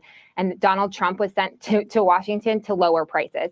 And without these healthcare subsidies, the cost of healthcare is going to skyrocket and many people are going to lose their healthcare altogether, which is not good for the overall economy. So I would urge both Democrats and Republicans to work together, find a negotiation, get the government open, and get these healthcare subsidies reinstated. So, David, you know, a lot has been made of what Democrats were saying about this. We know what Bill Clinton said about illegal immigration and illegal aliens in his 1996 State of the Union address. We have seen what Chuck Schumer said in a similar timeline about illegal aliens gaming the system. Let's go back to 1993 and listen to what Hillary Clinton said about health care benefits for illegal aliens. Listen here. And then finally, as to illegal aliens, we agree with you that we do not think the comprehensive health care benefits should be extended to those who are undocumented workers and illegal aliens. We do not want to do anything to encourage more illegal immigration into this country. We know now that too many people come in for medical care as it is. We certainly don't want them having the same benefits that American citizens are entitled to have. You know, the vice president said when he was at the briefing, the positions like that would be considered to be MAGA these days. How did Democrats get from where they were in the 1990s to where they are now? John, you showed a clip there that Megan wasn't even born yet. How can we're showing a history here that many Democrat operatives don't even know that their party held those positions at one point. You have a much younger group of leaders in the party now that have shifted dramatically to a much more progressive approach. Now, as you think about this shutdown, when does it end? It ends when John Ossoff feels the pressure in Georgia, and Roy Cooper, who's running for the Senate in North Carolina, and Angie Craig in Minnesota, and Chris Pappas in New Hampshire, when they feel the pressure and they think it impacts their 2026 chances, then they go to Schumer and say, we got to vote for this. And that's where then you ultimately get the votes. Well, Megan, I'll let you respond to that as your name was invoked. But J.D. Vance, just a few moments ago, made the case at that White House press briefing that this is about Chuck Schumer listening to those far left members of his party. Listen. Let's be honest about the politics, is that Chuck Schumer is terrified she's going to get a primary challenge from Alexandria Ocasio-Cortez. The reason why the American people's government is shut down is because Chuck Schumer is listening to the far left radicals in his own party because he's terrified of a primary challenge. So I'd invite Chuck Schumer to join the moderate Democrats and 52 Senate Republicans, do the right thing, open up the people's government, and then let's fix healthcare policy for the American. Cue up those Democrats because Hakeem Jeffries is delivering a press conference right now. Let's dip in and listen. We've heard nothing from any of the legislative leaders on the Republican side. And the president has been engaging in irresponsible and unserious behavior, demonstrating that all along, Republicans wanted to shut the government down. That's no surprise, because for decades, Republicans have consistently shut the government down as part of their efforts to try to extract and jam their extreme right-wing agenda down the throats of the American people. Democrats have repeatedly made clear we are ready to sit down with anyone at any time and at any place in order now to reopen the government, to enact a spending agreement that meets the needs of the American people, and to address the devastating Republican healthcare crisis that has caused extraordinary harm on people all across the country, in rural America, working class America, urban America, small town America, the heartland of America. America is everything. We have to classify each part of America. It's all America. What are you talking about? All right, so Megan, your response to Hakeem Jeffries, they're live on Capitol Hill saying the president and Republicans are unserious and demonstrating unserious behavior. Republicans wanted to shut down the government. Your reaction to what you're hearing? So I don't think that Republicans wanted to shut down the government, just like I don't think Democrats wanted to shut down the government. I think that everyone wanted to come to a solution, but they need to come to the table to negotiate. The four leaders need to get together and figure this out. But I will say that the president's own pollster, Trump's own pollster, is saying that Republicans will lose support if they do not extend the healthcare subsidies. So 8 in 10 Americans actually believe that those subsidies are valuable and worthwhile. So I would just caution Republicans, the longer this goes on and people start to see their premiums increase, which will come in the next month, they will figure out how much their premiums will increase. They will start to lose support, and that will really impact in 2026. And I just want to comment on one thing that we talked about right before the press conference. Is illegal immigrants do not get federally funded health care. So that is a lie that is being spread by Republicans. All right, so let's talk about what Jeffries just said, David, in terms of the extreme right-wing agenda, this idea of sunsetting these tax breaks in the Affordable Care Act. That was something that Democrats passed back in 2020. This was supposed to sunset at the end of this year. Now they're calling it an extreme right-wing agenda? It's kind of turning the tables a bit. You make a very good point there, John. Let's keep in mind that government shutdowns have never proven effective at changing policy. It is the normal appropriations process and the normal negotiations with legislation that needs to occur, that where policy changes. Now, let's take them at their word. They want to spend another $1.5 billion that this country doesn't have. What they're ultimately saying is, let's go borrow more money from China and other countries that don't like us so we can have more government spending. And if you're not going to give us more government spending, we're going to shut the government down. That's why until those senators who are up next year in 2026 feel the pressure, this could go on for quite some time. Oh, dear. All right. Well, we'll keep watching it hour by hour. Thank you so much to both of you. Megan, David, thank you. That was 35 days back in 2018, 2019. So we'll see how long this one goes. We'll see. Thanks, folks. Appreciate it. Hey, Sean Hannity Well, here. we'll Hey, find out. click here to I mean, subscribe to hopefully it doesn't take that long. I mean, if that's all they're fighting for, it's like learn to choose your battles wisely. That's all I gotta say. All right, let's check this out.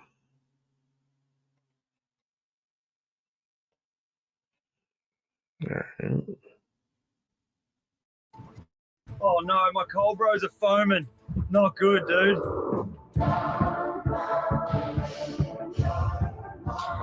Oh no. Crazy. What's up, guys? It's Benny. I Benny. still can't believe that this photo is real and not part of some Renaissance painting of the serfdom of cabbage farmers in the lowland tulip area. That's He-Man. Greta's been having a real one, and it's been very interesting to watch. Not only has she strapped herself to a boat, I don't know, in the 12th century, but she's failed again to reach Gaza to give aid to the terrorists of Gaza there. It's too bad. It's the second time that this has happened. This is the first time that Greta was deported. Here's footage of Greta, not in first class, getting deported by Israel the last time that she had her billionaire friend's yacht intercepted. I mean, look at this. Again, it is important to remember that the sails aren't up. Greta loves the climate so much. The sails are not up on this sailboat. They are using massive diesel engines to sail their expensive yachts, multi-million-dollar yachts, to Gaza. And Greta was intercepted by the Israeli military. Then she was offered a sandwich in one of the funniest photos ever taken. So this is Greta. This is what Greta called being taken hostage by terrorists. It says, yes, just like ISIS, you know. And Greta loves herself a nice, tasty sandwich.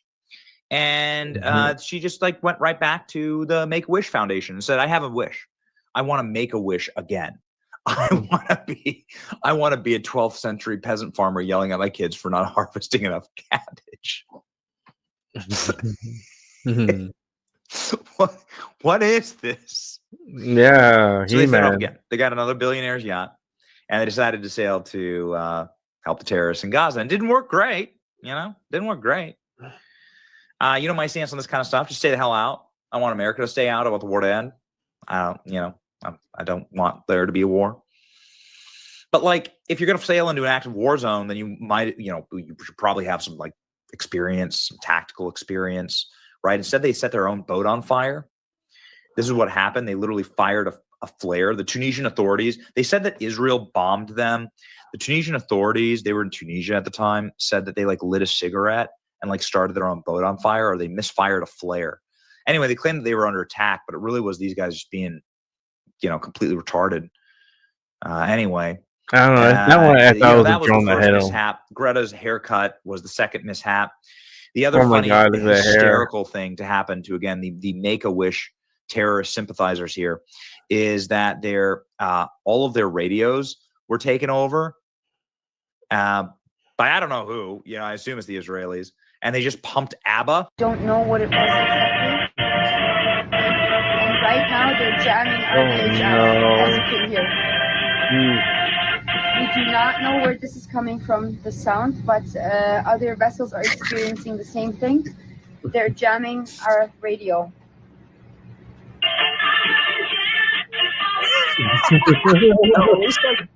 At least your dumbass crew isn't setting the boat on fire again, right? So that's what happened the first time. Then they got this hilarious radio jammed. ABBA pumped 24/7 through their radio signals. And yeah, I mean, at least it's not this. This was when they set their own boat on fire. And this is what I'm trying to explain. If you're going to go to an active war zone, deliver aid, you might as well like be good at that. You should have like a scientist or a doctor or somebody who's like good at growing food, right? Or maybe have someone who's like really smart at building things, if you're going to go to Gaza and provide some help. But they don't have any of those things. And They're you just ain't gonna go TikTokers. a little bit of And water, so they've been a little TikToking. bit of food. TikTok don't stop. They've been TikToking, being captured by the Israelis, which they just were.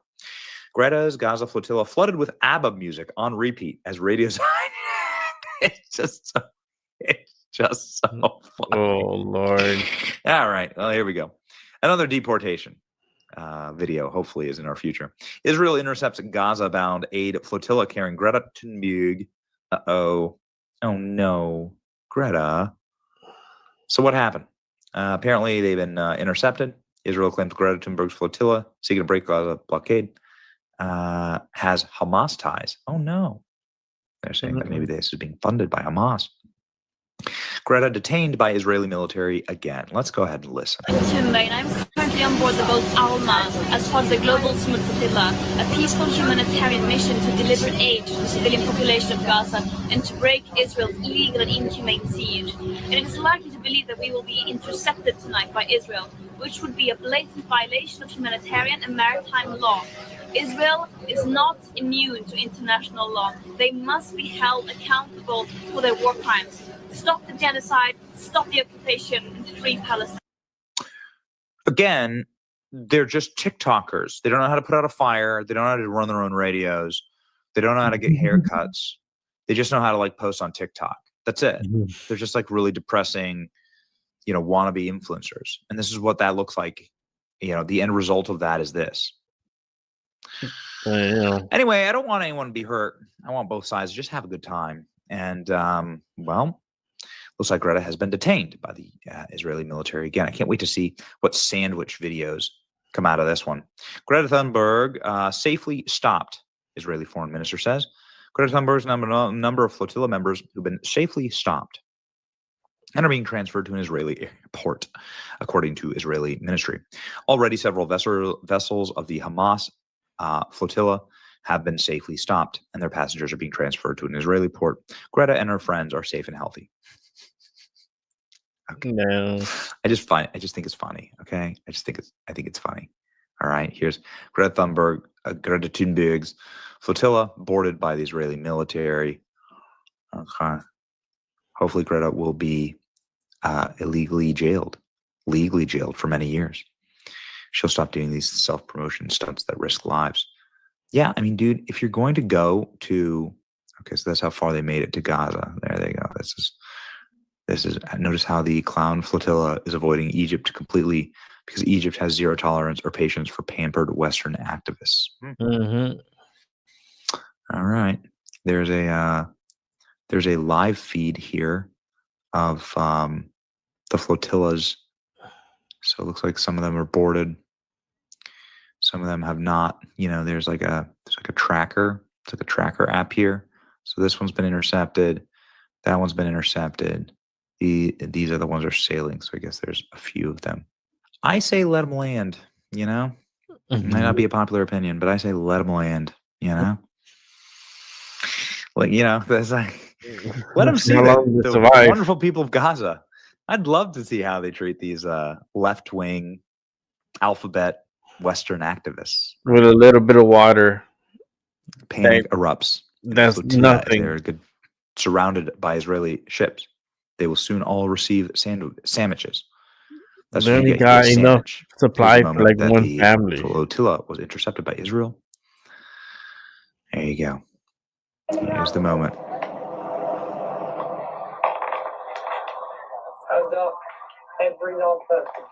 Oh, it sounds terrifying. They're British? They're British?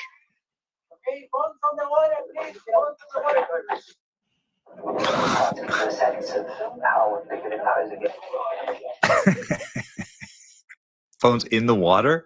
You've thrown your phones in the water? Good idea. How will you TikTok, though, afterwards? Okay, well, ladies and gentlemen, again, like stupid people win stupid prizes. It's just been fun to follow. It's your boy Benny. Like, share, and That is crazy, Benny. Phones in the water. You're prisoners now. You're under their control.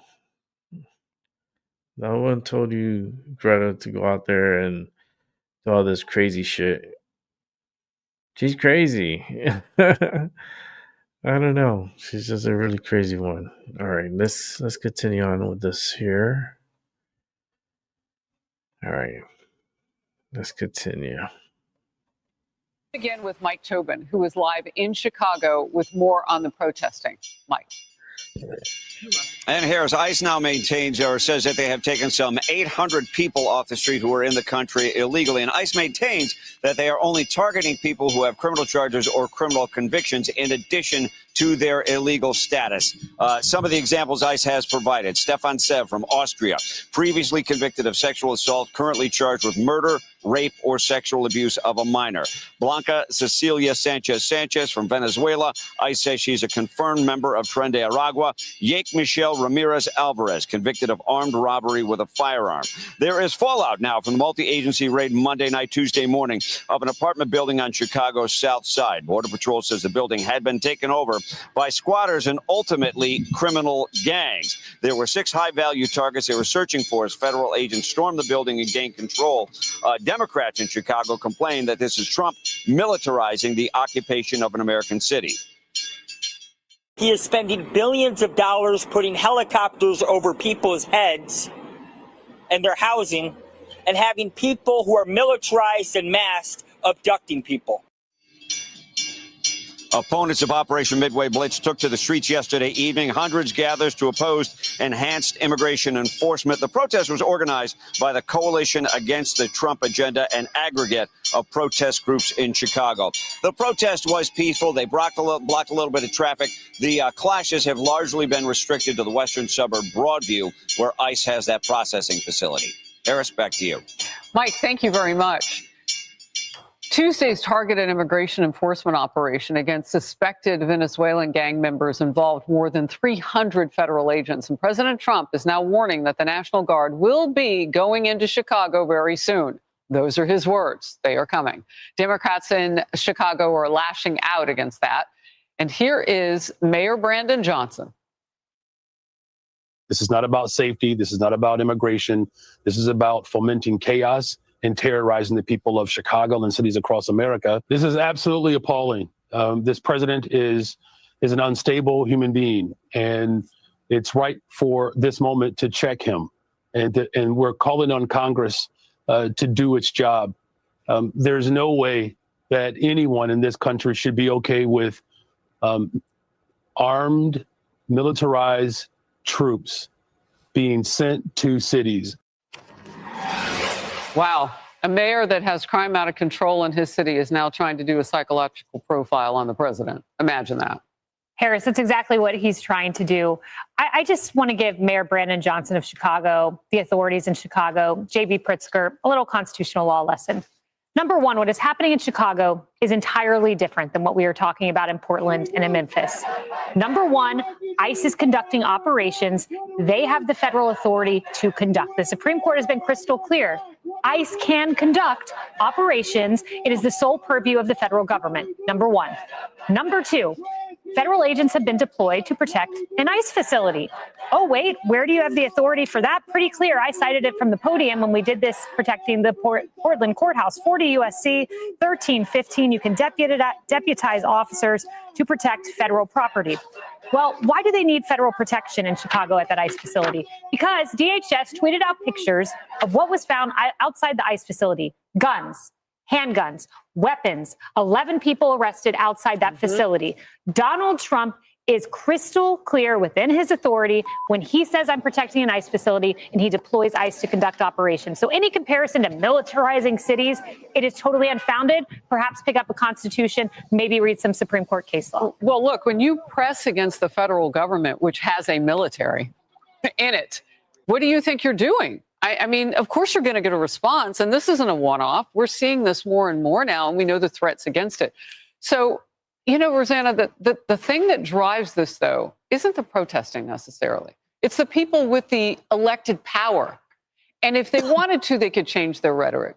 Brandon doesn't have to say words about the psychology that he thinks he sees in the president of the United States. Jasmine Crockett and some others, AOC, Alexandria Ocasio-Cortez, those members of Congress on the far left members don't have to talk about this in such rhetoric that they do. They could show some self-control. I think they're still using a playbook from the 1960s where if they spin it, then it's true. I mean, the bottom line is people know what they're living through. Let's talk about safety, whether it's with people who are here illegally or just some of the crazy people that we encounter on our streets. We know how we feel. Now, the mayor can go on TV and say, well, crime is down 30%. Well, that's great on paper. But when you hear that 58 people were shot in 3 days in Chicago, that's a whole different story. That really happened in Chicago. Those people in those neighborhoods know how they feel. Right. They want to feel safe. They want to walk to their church. They want to walk to their kids to school. But if they're worried that they're going to be the victim of random violence, even though the mayor claims the numbers are better and it's the safest it's been since the 1960s, they don't feel that way. It's perception. You know, one of my favorite conversations with you as a medical perfectionist and professional, Dr. Siegel, is you talk about the whole patient. And what Rosanna is talking about is that perception is your reality. I mean, they are living through something in many cities, many Democrat-led cities, the voters are, and they've got to be thinking, okay, it's a midterm year. Maybe they can change their vote from party to party.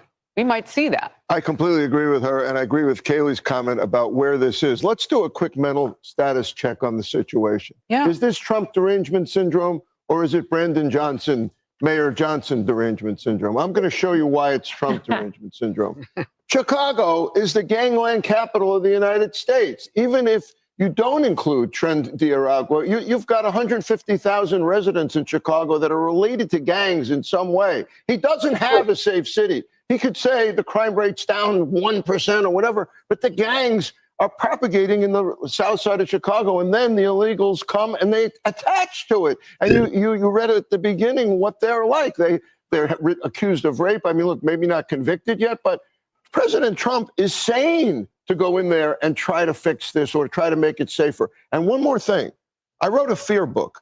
You know, if you are a witness to a crime, or someone you know is in a crime, you're afraid for your own safety. And National Guard maybe makes you feel a little safer. So Trump is the one that's saying here. Yeah. Emily. Yeah, I love how you phrase everything, Rosanna, because we have the mayor of Chicago right now blaming the president for everything, saying that he's fomenting chaos. The chaos is in his own city. He talks about him being unstable mentally. The instability is those communities. And when you drill into the victims there, it's almost laughable, were lives not on the line, to see those who come out to protest the president bringing order in and bringing federal troops to what is clearly a dire situation that has been discarded and ignored by the left, including that mayor, because we know that over 8 out of 10 of those victims are African American. Over 8 out of 10 are male. And the shocking statistics to me is that women, female victims, have now doubled. And the largest share now in recent trends, like if you go by a year, can be up to 20%. So 1 out of 5 are under the age of 20. The largest group of victims are young Black men aged 20 to 24. And you look at who came out to protest. Is it them? Are they interviewing the people in those communities, to your point, that can't walk to school safely? Great question. That feel they don't have options as youth? Do they have safer options? We've interviewed on this show and on this network many times individuals that are putting their lives on the line to provide safe havens and alternate options for those children, because from what I see and what we see on a daily basis is their option is crime, either doing it themselves or falling victim to it. And that is on the mayor's shoulders. Yeah. It is so interesting, too, what you said, Doctor, about the gangs attracting those violent criminals who come among the illegal immigrants. I mean, that's a big job. And if Brandon Johnson, the mayor of Chicago, can't see that the job is necessary, he certainly is not equipped to do the job. And to Rosanna and Emily's point they just made, look, who gets attracted to these gangs but people that have their own mental instability in the community? And that's what we're talking about. What's the influence on people that are trying to live a life? Hey, everyone. I'm Emily Campagno. Catch me and my co-hosts Harris Faulkner and Kayleigh Meck. How I feel about that. I mean, they got to get those illegals out. They got to get those gangs under control. They got to keep crime to like at least a minimum, because too many people are dying. Innocent people are dying. They underreport. Train of truth. Sorry about that. they underreport the true numbers, and it's a lot worse than what it seems and what the media is putting out there. It's like sprinkling a little flour on a big ass cake. Just a little teeny. That's all they give you. It's crazy. All right. Yay, we got 2 left. So let's go ahead and watch these 2. One is going to be the 5, and the last one will be Tyson DeLacruz. So let's go ahead and watch the 5. Give me 1 sec here. There we go. It's a finger-pointing palooza after the federal government shut down. Nearly every Senate Democrat voted against a Republican plan to open it back up, and now everyone says the other guy is to blame. Democrats in Congress have officially shut down the United States government. Democrats want to avert this crisis, but Republicans tried to bully us. Chuck Schumer is listening to the far-left radicals in his own party. Republican leadership is off playing make-believe in La La Land. They prioritize taxpayer-funded benefits for illegal aliens over keeping the government open for American citizens. They don't even have the guts to be on Capitol Hill and debate us face to face. They have taken the American people hostage. If the women were in charge, we'd have done this by now.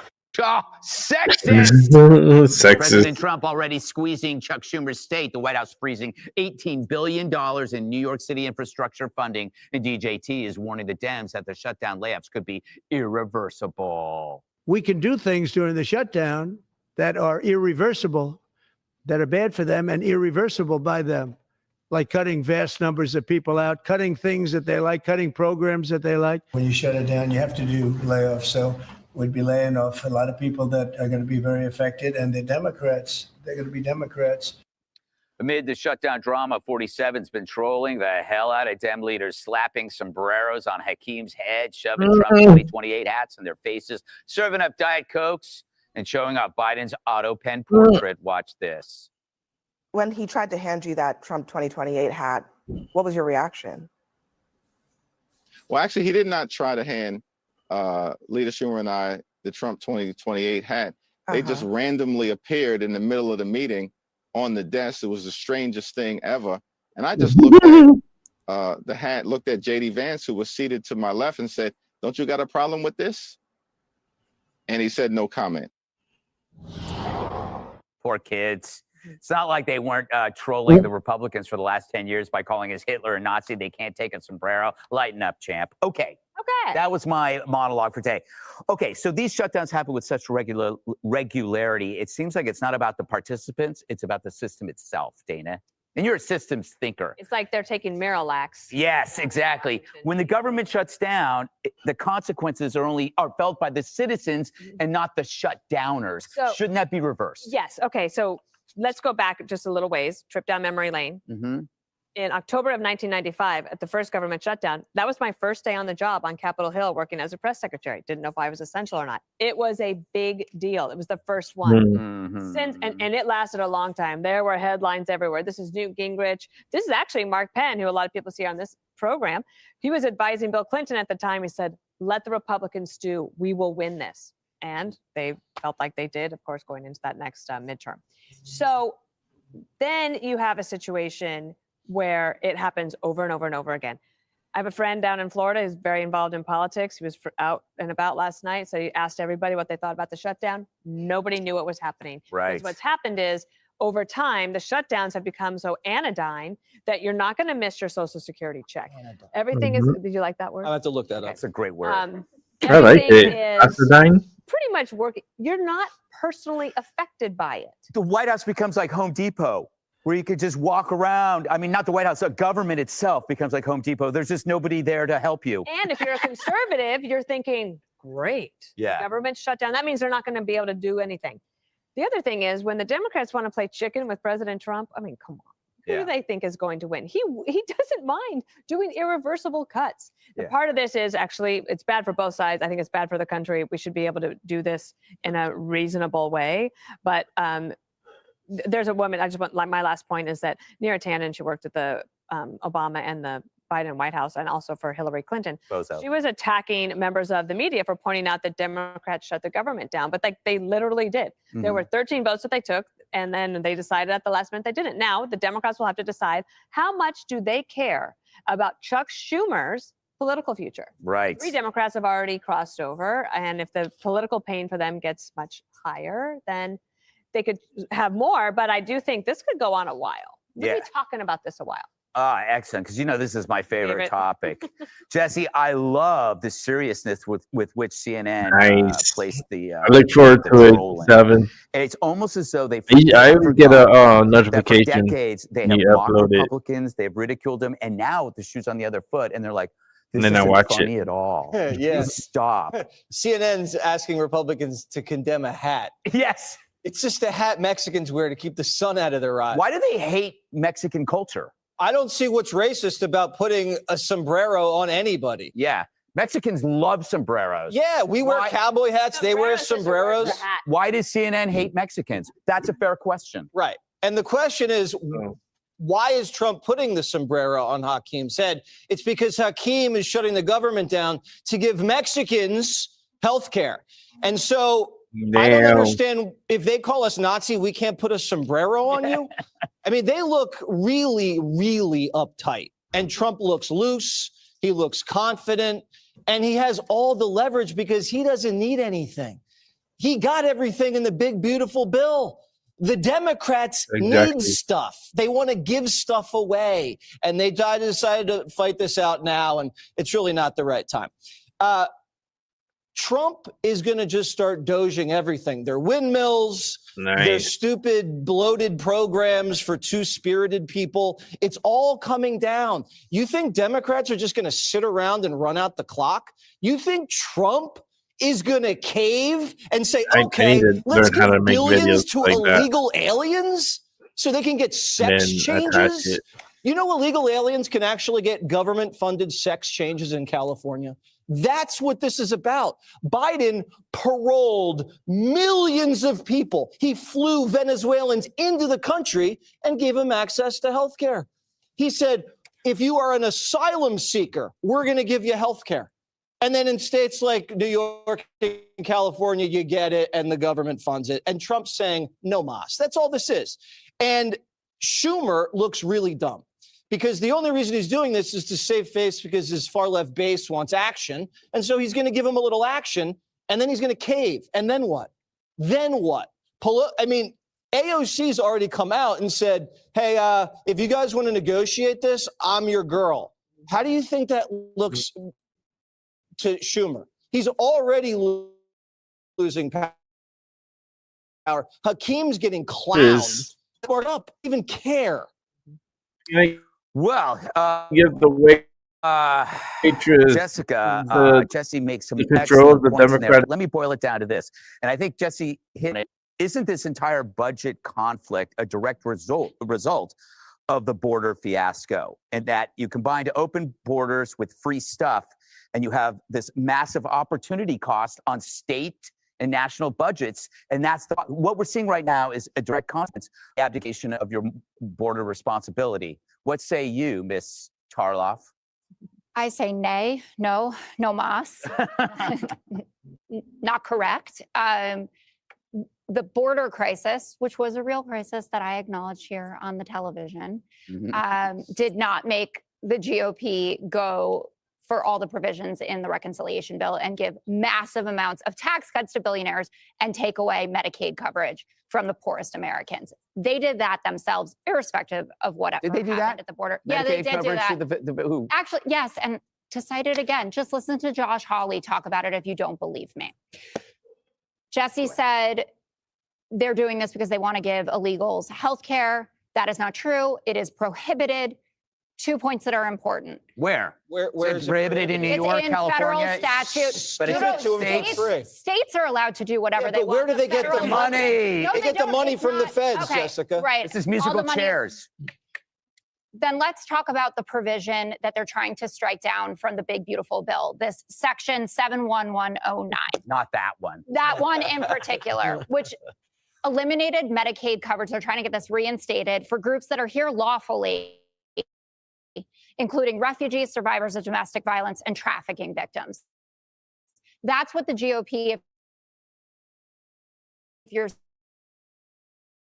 seeing their tweets flying around, and If you show up at the don't have, Yes. they have protected Yes. status. That's what they're trying to reverse. But the point is, Exactly. if you want to do a deal, if you actually care about people, which Mike We Johnson don't. reports We to, hate people, but Mike Jessica. We're Johnson is still Republicans. pretending that he does. The ACA tax credits are the crux of all of this. And 21 million of the 24 people that benefit from those subsidies are in Trump states. So he should want to keep them happy. they'll Their do that around premiums- Christmas. No, they won't. Yeah, they will. They won't. We've been asking them to do it for months, and they don't. They're lying again, saying, they'll oh, do it. just open up the government and we'll let that go ahead.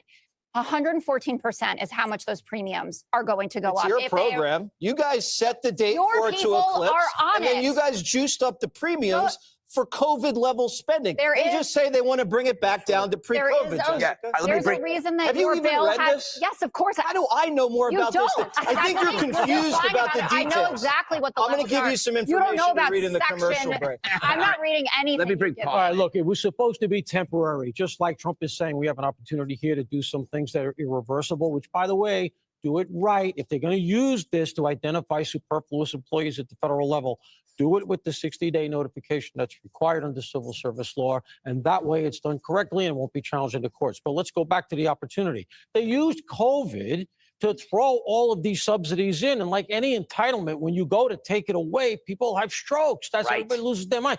This was supposed to be temporary. They're just adhering to what the original deal is. We don't have a lot of time. Let me just say something real quick. First of all, birth tourism is a real thing.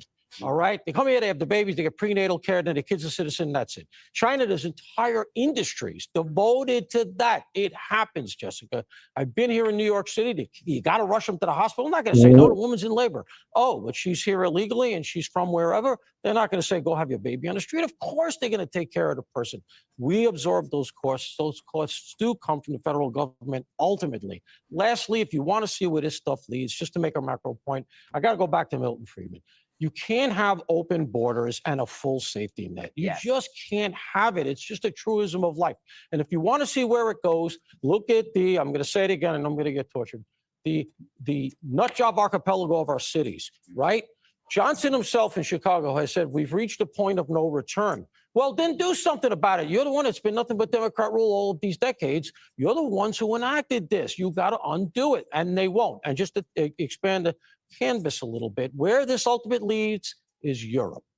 Look at Europe right now. It's failing. All right. The Wall Street Journal had a big article about a month ago. If you haven't read it, I recommend you go read this because I'm surprised it didn't make a bigger splash when it came out. I know, Dana, you read.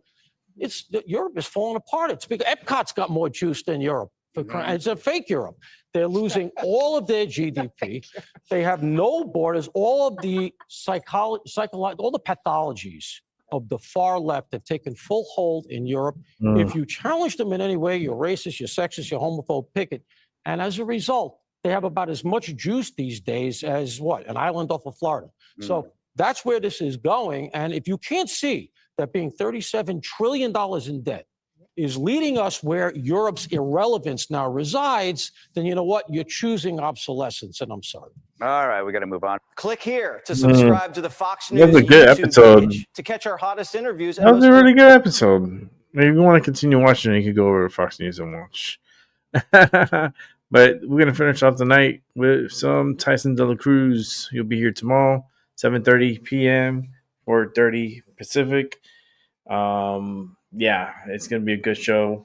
Be here, entertain us with your questions, and interact with us. We're here for you. Tyson's dedicating 2 hours of his life on my show. That's pretty good. But with that said, let's go ahead and watch some Tyson DeLacruz.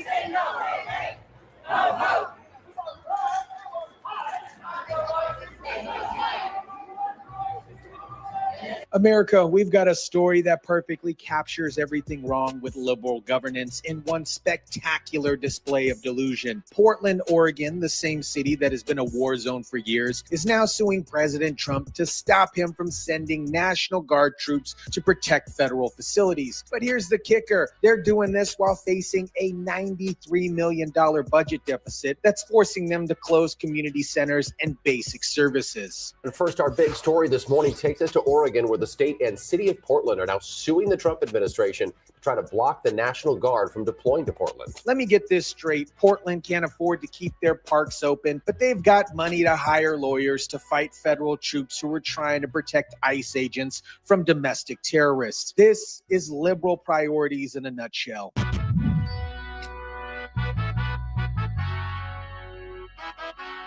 The city of Portland has 2 months left to figure out how it will close a massive $93 million budget deficit. What is up, guys? Tyson DeLacruz here. Thank you so much for rocking with me. This story is going to make your head spin because it shows you exactly what happens when you let progressive ideologies run a city into the ground while pretending everything is fine. Let me break down what's actually happening in Portland that has Trump sending in the National Guard, because the mainstream media is calling this peaceful protests, but it's anything but that. This is the ICE facility in Portland, Oregon. This has become the epicenter of ICE protests nationwide. They have now spread to other ICE facilities, including Chicago, where our correspondent Mills Hayes is reporting from. The ICE facility in Portland has been under siege for months. We're not talking about people holding signs and chanting. We're talking about Antifa terrorists in black bloc gear attacking federal agents, docking ICE officers by publishing their home addresses, and sending death threats to the Department of Homeland Security personnel. Rose City Antifa, a recently designated domestic terrorist organization, illegally docks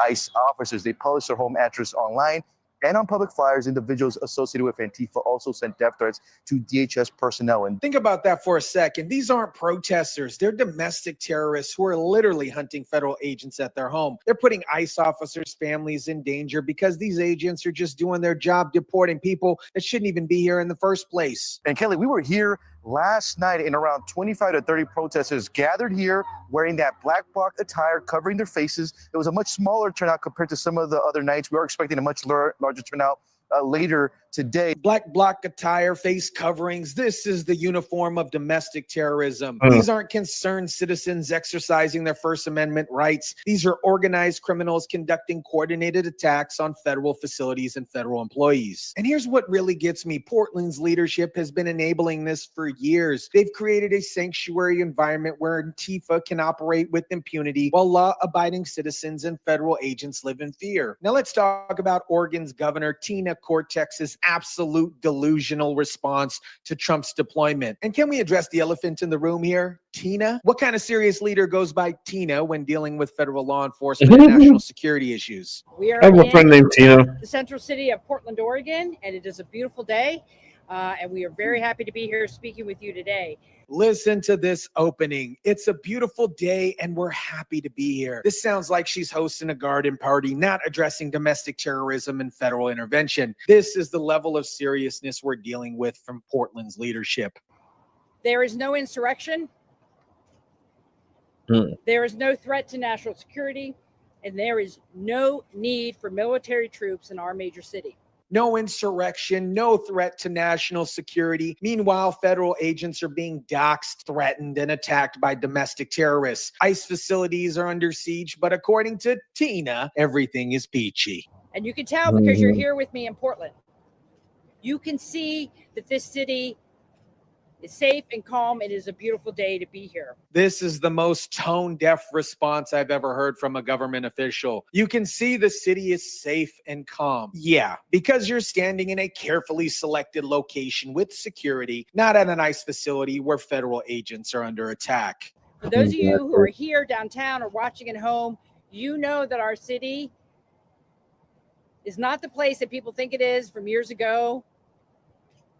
There is business thriving. People are coming downtown. Businesses are thriving, she says. Lady, your city is facing a $93 million budget deficit. Businesses have been fleeing Portland for years because of crime, homelessness, and Antifa violence. What planet is Tina living on? This is exactly what I mean when I say Portland's leadership is completely detached from reality. They're more concerned about their image than protecting federal agents and law-abiding citizens. Now let's talk about the real state of Portland, because while Tina is out here talking about thriving businesses, the city is literally broke and cutting essential services. The city of Portland working to close a $93 million budget gap.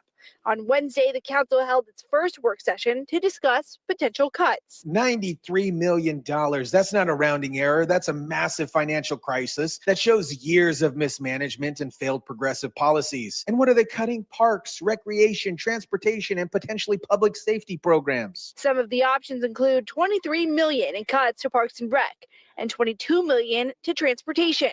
Some public safety programs could also face reductions. So they're cutting $23 million from parks and recreations. That means closing community centers where kids go after school and stay out of trouble. They're cutting $22 million from transportation. That means worse roads and less public transit. And they might cut public safety programs while Antifa is literally attacking federal facilities. This is the progressive governance model in action. Spend money on everything except for what actually matters. Then act surprised when you're broke and your city is falling apart. Everything we should be doing is trying to build a city that stops the bleeding. Stop the bleeding. Finally, somebody in Portland government acknowledges the city is hemorrhaging money in residents, but they still don't understand that their progressive policies are what caused the bleeding in the first place. Here's what really gets me. Portland has been spending millions on homeless services, drug programs, and social justice initiatives, while their basic infrastructure crumbles in front of them. They prioritize virtue signaling over actual governance, and now they're shocked that they're broke. So let me get this straight. Portland is broke, cutting community centers and public safety programs, but somehow they found money to hire lawyers to sue the federal government for trying to protect federal agents. Let that sink in. In response,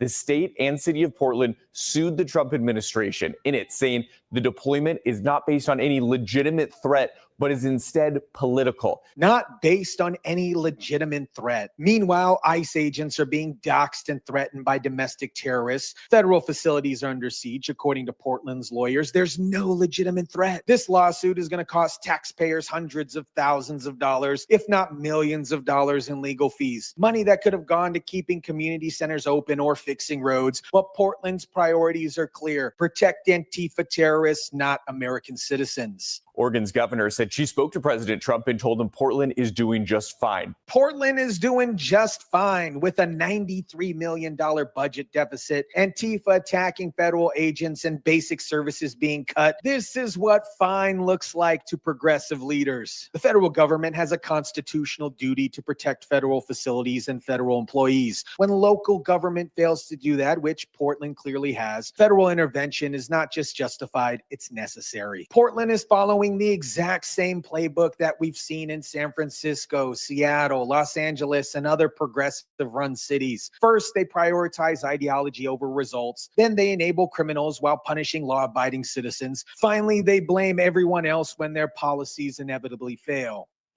Attorney General Dan Rayfield filing that complaint in federal court requesting a preliminary injunction. He's arguing that the president lacks the authority under Title X. They're arguing that Trump doesn't have the authority to protect federal facilities from domestic terrorists. Think about how insane that is. The federal government can't protect its own buildings and employees because it might hurt the feelings of Antifa terrorists. This is what happens when you elect leaders who care more about progressive credentials than protecting their constituents. They create chaos, then complain when somebody tries to restore order. I think, quite honestly, this is straight out of the authoritarian playbook. So we did see it coming. I think it's un-American. Authoritarian playbook. Protecting federal agents from domestic terrorists is authoritarian, but allowing Antifa to attack federal facilities with impunity is somehow democratic. These people live in an alternate reality. America, Portland is a perfect example of what happens when you let progressive ideology run a city. You get domestic terrorists attacking federal agents while the city government sues to stop federal protection. You get a $93 million budget deficit while spending money on lawyers to defend criminals. This isn't just about Portland. This is about the future of America. Every city that follows Portland model ends up the same way: broke, dangerous and dysfunctional. We do not need or want federal troops in Oregon stoking fear, creating conflict, and frankly, escalating a situation that is under control. Under control with a $93 million budget deficit, Antifa attacking federal agents, and basic services being cut. If this is quote unquote under control, I'd like to see what chaos looks like to these people. Trump administration is doing exactly what it should, protecting federal assets and federal employees from domestic terrorists. If Portland leadership won't maintain law and order, then federal authorities need to step in and do that for them. They want change? Here's the change Portland needs. Stop enabling domestic terrorists, stop wasting money on progressive pet projects, and start prioritizing public safety and basic services. But that would require admitting their entire ideology is a failure. The people of Portland deserve better than leaders who call themselves Tina, which we know what that is, and pretend that everything is fine when their city burns and goes broke. They deserve leaders who put American citizens first, not Antifa terrorists. This is what happens when you vote for progressives. Your city becomes a war zone that requires federal military intervention while going bankrupt at the same time. The coffee might be good, but everything else about Portland needs to be completely reset. Let me know what you think about this. Drop it down in the comment section down below. Smash the like button if you kindly would. Share, subscribe, and as always, guys, I'll catch you on the next one. We'll be here tomorrow, so I was going to say it so many times. I just put a banner out so you guys can see it. With that said, I'm out too because I want to get to bed early tonight and be back on here tomorrow. I'm just sore because I saw the chiropractor and he did a couple of karate chops on me, and I'm really sore. Initially, when he was like, "Do you feel the pain like this?" When I do this to you, I was like, I wasn't feeling any pain or nothing, but damn, like later on, like a few hours later, I was like, fuck, I was feeling like not feeling good because my neck was hurting. I was like, damn, man, now I'm feeling it.